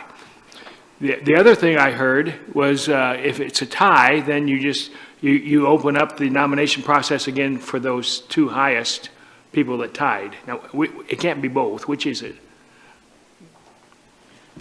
I think under the motion that I'm making, it would be, the only possible way we could get a tie would be a 3-3-1. So that would be two top people and Clint would break the tie. So at this moment in time, we still have a motion on the floor with the second. The motion on the floor is to do roll call vote going from the top of the list to the bottom of the list with no nominations. Is there further discussion? Yes. When you say roll call, we're going to go through each person and yay, nay? That's what you mean by roll call? Or are we going to have a ballot where we only vote for one, it gets passed to you, and you read the roll call? It's splitting hairs. You guys are all talking about transparency, so why waste a piece of paper? Okay, yeah. So I'm interpreting your motion to say, candidate number one, Rob, Indra, Rick, blah, blah, blah, blah, blah. Candidate number two, and then we tally them. That's the way I'm interpreting your nomination. Is that correct? Yes. Okay, so. Just to be clear, so Victoria, just to be clear, someone who only gets 3 votes could be the winner in this system. Because it could be 3-2-2, right? They would get a fourth vote because the mayor would break the tie. No, there's no ties. It could be 3-2-2. And under your motion, someone who gets only 3 votes could then be the new city councilor. Is that correct? Am I hearing you correctly? I suppose so, yes. Okay, I'd be completely against that. Thank you. Okay, so we've had lots of discussion on this. We do have a motion on the floor. The motion on the floor is for a roll call vote per candidate. If a tie is present with a 3-3-2 vote, then mayor would break the tie. We'll go through a roll call vote for this motion. Rob? Yay or nay? This is no. Indra? No. Rick? I'm a diehard for preference, no. Eric? Yes. And Kathleen? Yes. Joel? I don't like it with only 3 votes winning, so I'd say no. Victoria? Yes. Okay, we got 1, 2, 3, 4, 2, 3, so motion does not pass. So we'll open the floor back up for discussion and or motion. Rick? I'd like to make a motion that the preference sheet be used and that the preference sheet be read aloud showing the preference of each individual counselor. So motion on the table at this moment for the use of a preference sheet, but with a caveat that the preference sheet be read allowed for accountability. And then from the preference sheet, open for nomination. We got to kind of play the whole thing out here. Yes, after the preference sheet is read, then the floor would be open for nomination. It could be plural, 2 nominations or single nomination. And then discussion and after nominate or the motion is played through. Okay, so before I ask for a second, I'm going to reread this. So motion on the floor to use of a preference list with being read aloud, open floor for nomination for multiple candidates or one candidate, and then a roll call vote after, or discussion, and then a roll call vote afterwards. Okay, do we have a second or discussion? Victoria? Just a point of clarification, we would only be showing preference for one candidate, is that correct? Okay. Correct. For clarification, I'll second. the preference list will be for one candidate preference per counselor. Okay, everybody clear on that? And I do have a second. Indra? So even, are we talking just the council or the budget committee too? Because, Talk about the council first. okay, Okay. because if it's the budget committee, we have two to elect. Council. If it's okay. the budget committee, to keep it simple, we'll have two forms because you'll vote for one person at a time Yep. in the budget. So you'll vote twice for budget. You'll have two separate preference forms for budget. You'll have one form for city council. So just to reiterate what Aaron said, for the council, it would be one preference sheet across the board. For the committee, since we have two positions, you will get two preference sheets, and we'll do them one at a time. Okay, and we have a second. Is there any more discussion?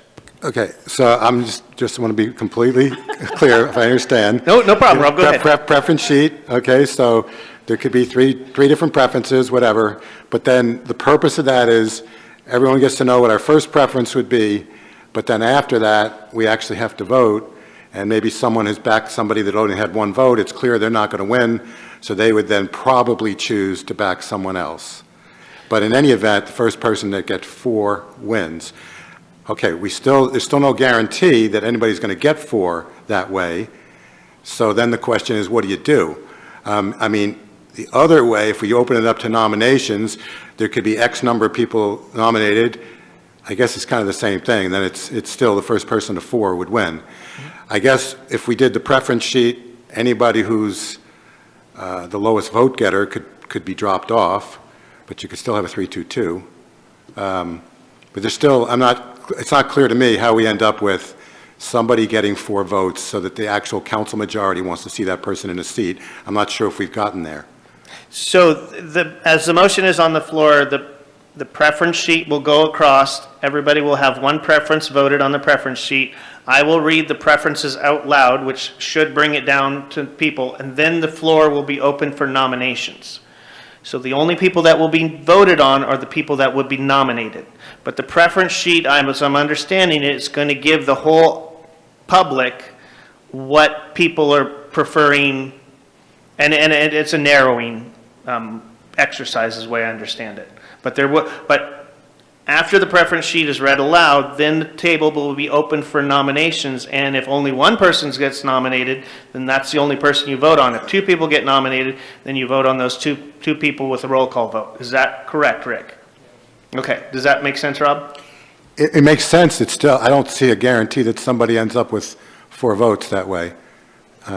Aaron, do you see what I'm talking about? Do you have anything to add? I do, and Councilor Pell's correct. There's no guarantee that you still might get a majority of the council. And so let's say you don't, and you don't have a majority to pass it.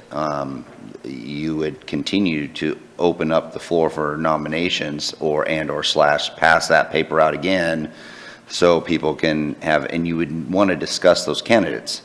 You'd want to try, and I think the mayor at this point would once those original nominations are, let's say there's 3 candidates for one position and no one got a majority from council, I think at that point, the mayor would want to, from a facilitation standpoint, and open up to council and say, okay, let's have a discussion here on those 3 candidates. Let's tell me the positives, try to convince your fellow council members why you should vote for this, and then reopen up the voting again and see if it would pass. Yes, so Rob, I believe there's going to be that slight chance, but we're kind of hoping the exercise does narrow it down. That's kind of the way I'm understanding. And then we take whatever, basically under this scenario, which I probably agree with, we take whatever time we need to get to a majority winning. Yeah, I think it's going to be a iterative process if. And if somehow that doesn't happen because whatever reason, we could table it until our next meeting rather than keep people here to midnight. Absolutely. I think that's also Okay. a possibility. I think you've hit on all the possibilities. Okay, So I okay. think, yeah. So we have a motion and a second on the table. We're open for discussion. Indra and then Victoria. I like what we just discussed. I mean, this is an important position, and so I think we leave it open for discussion until there is a majority that decide. That's important to me. And Victoria? And I just want to thank everybody for going through all of it, even though it's a little tedious, because on our first vote, to me, the way that it happened was not as clear as I thought it could be. So I thank everyone for making sure that this one will be, and when we get here, we'll know exactly how we're voting. So I guess I just wanted to say thank you. And hopefully it's transparent enough to where everybody's happy with that part. Okay, so we have a motion on the floor for a preference list to be read out loud, open for nominations for candidates to be voted on with a roll call vote. Multiple candidates can be motioned in at that point.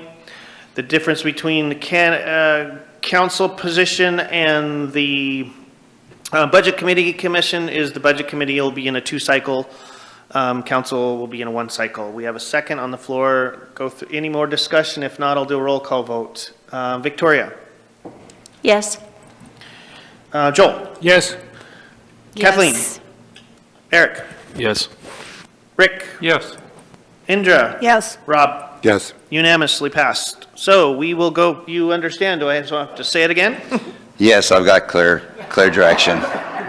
Thank you for summarizing that, Mayor. I will have those preference polls ready for you Wednesday. Thank you. And hopefully, I think this just shows how you guys come together to solve a problem.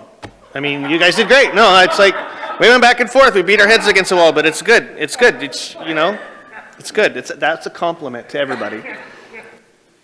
Okay, so back to agenda review. Does anybody else have anything else to do with it? Yeah, it's right here. Joel. Well, on the agenda review, one of the things that strikes me is we've heard a lot of people talk about economic development.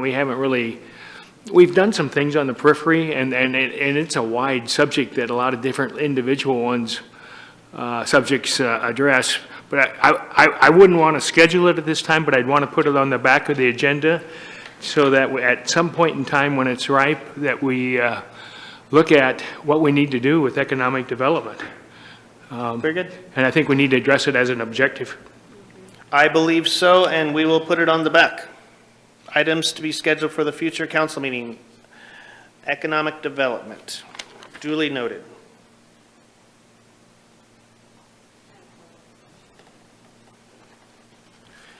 Kathleen. Yeah, we got this memo last session about the different grants and how what their limits are, what their funding sources are, what their matches. And I was wondering if we can bring that to topic too for discussion about how these are given out to the community and in what increments. And I think that needs some discussion. Is that, do we And put you're that on the back? specifically referencing the council memo. What date is that? That is February 4th. We got the memo, Grants Pass Grant Program Updates. Okay. Okay, duly noted. Anybody else? Okay, we're gonna, oh, yes, sir, Rob. I sent out an email the other day that I was concerned that there was a chance that we could go into a Wednesday night meeting wanting to open 3 resting sites and possibly only having 3 on our possibilities before we've even heard from the public. And I wanted to consider 2 other sites at least tomorrow night. And the 2 that I mentioned were 6th and A and Riverside West. But I don't feel comfortable going into a meeting considering 3 sites and then choosing the only 3 sites regardless of what the public has to say. So I'd like to have at least a 4th and maybe a 5th site that we're considering tomorrow night. And I'd like to have staff prepared to talk about those 2 sites, or when I say talk about, I mean cost estimates or whatever they're going to do for the first 3 sites with regards to cost estimates. I'd like them to be ready to discuss another site or 2. So I'd like at least 2 other councilors to back me on that if they think it's reasonable.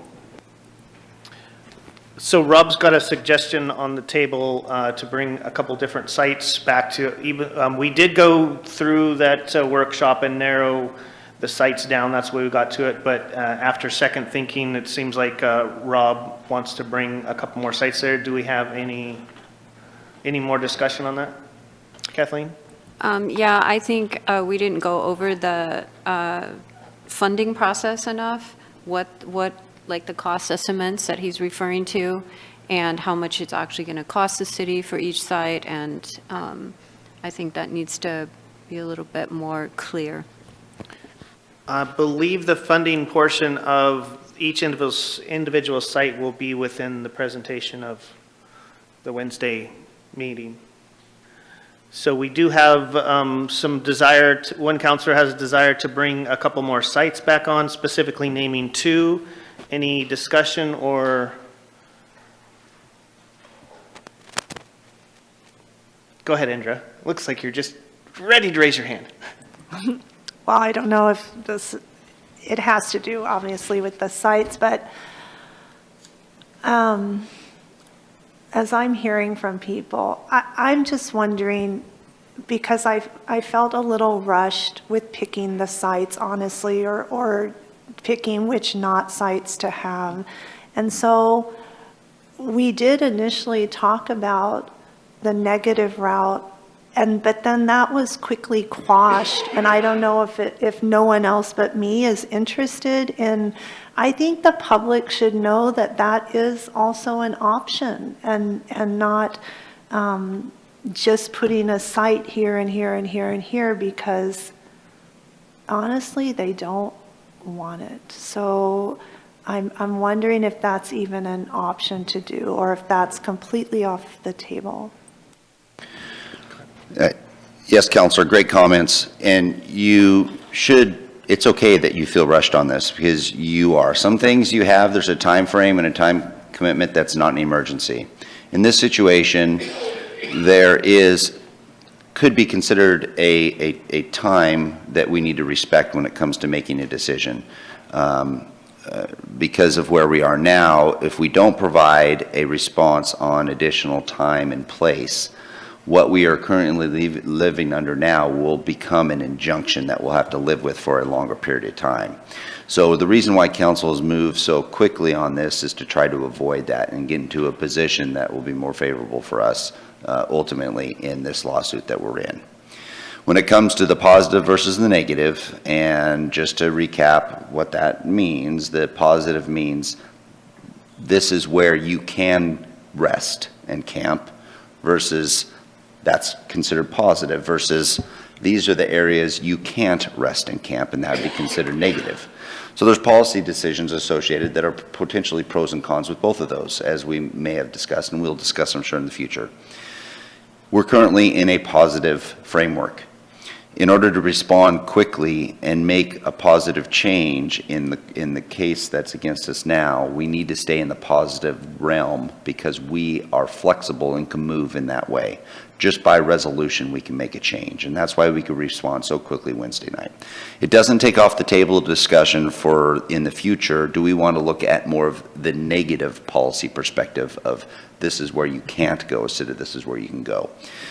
It will provide us, it'll provide you as a council, by making the decisions that you're asking to make Wednesday, it will provide the time for you to be able to move forward and maybe change the scope and the policy of how we regulate time, place, and manner within the city of Grants Pass.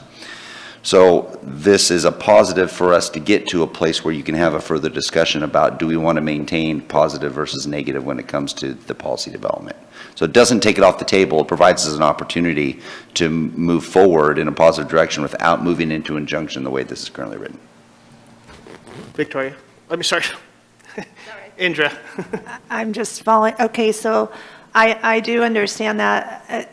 I'm unclear, I guess, on how you said in the future.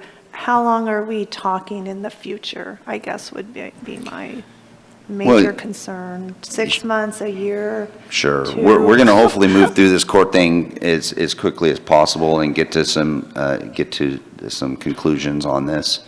And I think when it comes to moving forward and having that discussion, part of that I can't predict to you when, because there's going to be a couple of moving parts that prevent me from stating exactly a date on when we can start having that additional policy discussion. And then this relates to Rob's suggestion. I too would want to open other sites because just representing Ward 1, it seems heavy with the sites and the larger sites. And so just to be fair, I would like to find a site in each ward if we could to spread it out. So that can be as well as discussion too. One suggestion I do want to, or one thing I want to bring up that was advised to us by Chief was if you spread them out, it's harder for them to monitor them. So yeah, I know you want to put the burden across all wards, but it's been recommended and I think suggested by our police and fire that they are be more centrally located so they can be monitored better without spreading resources. That's what I took out of it. Go ahead, Aaron. Yeah, and if council so desires to want us to add the two that Councilor Pell mentioned, we'd be more than happy to add that in the presentation, which ultimately you can make a modification to the resolution that's in your packet. But the key is we do need a resolution passed Wednesday for our benefit. So Rob has put up a suggestion to add a couple more sites. Indra seems to be on board with that. Any further discussion or anybody else want to champion the idea of putting a couple more sites up? Eric? What about other possibilities, other options that we did not look at that are city property and that aren't the ones that Rob talked about? I know it's extending this thing a lot and it's asking a lot from the staff to figure out more research, but are there other options that were not looked at? We brought forward to you when we had that workshop for you, really the only options we had that had any type of city-owned property that we had immediate control over, that had a size and a potential use that's permitted in the zone for this type of activity. There aren't a lot of other options that we thought of that would be able to work for this. The city does not own a lot of property in industrial and commercial zones, and those are really the two zones that this type of activity is permitted. Victoria and then Rick. It's my understanding that the sites, it would be very much to our benefit if they are paved. So that would be something that needs to be in consideration and opening up any others. I'm not saying that I am in favor of doing that, but that would be a consideration that would be important. Rick? I'm not opening this for discussion right now, but one of the constituents approached me and says, why can't we use the vacant Selma School? And I realize that's out of town and really doesn't meet certain requirements, but the thing is, it would be covered. It would be, if it were on the table as a place, it would have a lot of accommodations, but I don't think that's up for discussion right now, but just a thought in the back of our minds. Thank you. Thanks, Rick. Any further discussion? Okay, so Rob has a suggestion and Indra has jumped on board with him. Anybody else want to go along? Or are you guys good with the existing sites? Rick, is that a thumbs up or a thumbs down? Oh, okay, you got Rick in there. Joel, comments? Well, I got mixed feelings because of my attachment to the different sites, which may not be appropriate, I don't know. Before, I was very critical of zeroing in and actually even not telling the adjacent landowner before the camps were put in, and all of a sudden they came to work Monday morning and here's this camp next to them, and there was no option given to them at all. That was obviously, in my mind, abuse of power. So we're having a public disclosure. We can open it up to more sites. I think, to me, the more important thing, regardless of the number of sites, is that we make a decision. And how we get there and making that decision, and public involvement, if it involves more sites, so be it. If it doesn't, so be it. But we need to make a decision. So the consideration is to add 2 more sites specifically named to the consideration for Wednesday night, not to add more sites to open. Is that the way I understand it, Rob? Yeah. Correct. Okay. So it looks like we got 3 counselors on board with that. So can you please add A and 6th and Riverside? We'll do that, Mayor. Thank you. Kathleen? I wanted to suggest also the 850 East Park Street beside, the paved piece beside the firehouse station. So you've got 3 counselors that are adding, you want to add another one, you got to confer with? Instead of one of the other ones. Do you want to know which one I mean? So you want to put up the park paving for, the paved parking lot for along in Park Street to replace which one? 601 I Street. Oh, completely different. Okay, now we're getting into major deliberation. So, yeah, in this situation, I think, Mayor, what you need to do is ask if council is interested in adding another alternative for your consideration Wednesday night, which would be the location on Park Street, which we're aware of, that's by the fire station. So I'm going to take it as Kathleen is suggesting to add the paved Park Street parking lot to be a third consideration to the 2 already put in. I'm going to look right at Rob and Indra and Rick if you guys are on board with that. Rick says no, Indra says yes, Rob says yes. Joel? I would say no, and again, because of the fire hazard down there in the riparian areas where we've had numerous fires by transients in the past and all it. And the other thing is the Rogue River is a corridor for wind from low pressure to high pressure. Council, I think at this time it may be premature, Mayor, for us to start taking reasons for and against, but I just need to know an interest in adding these. You can have your discussion on those properties Wednesday night. I just need direction on what properties you want it to be considered. There were 3 people. Okay, so, and that would be you? No, it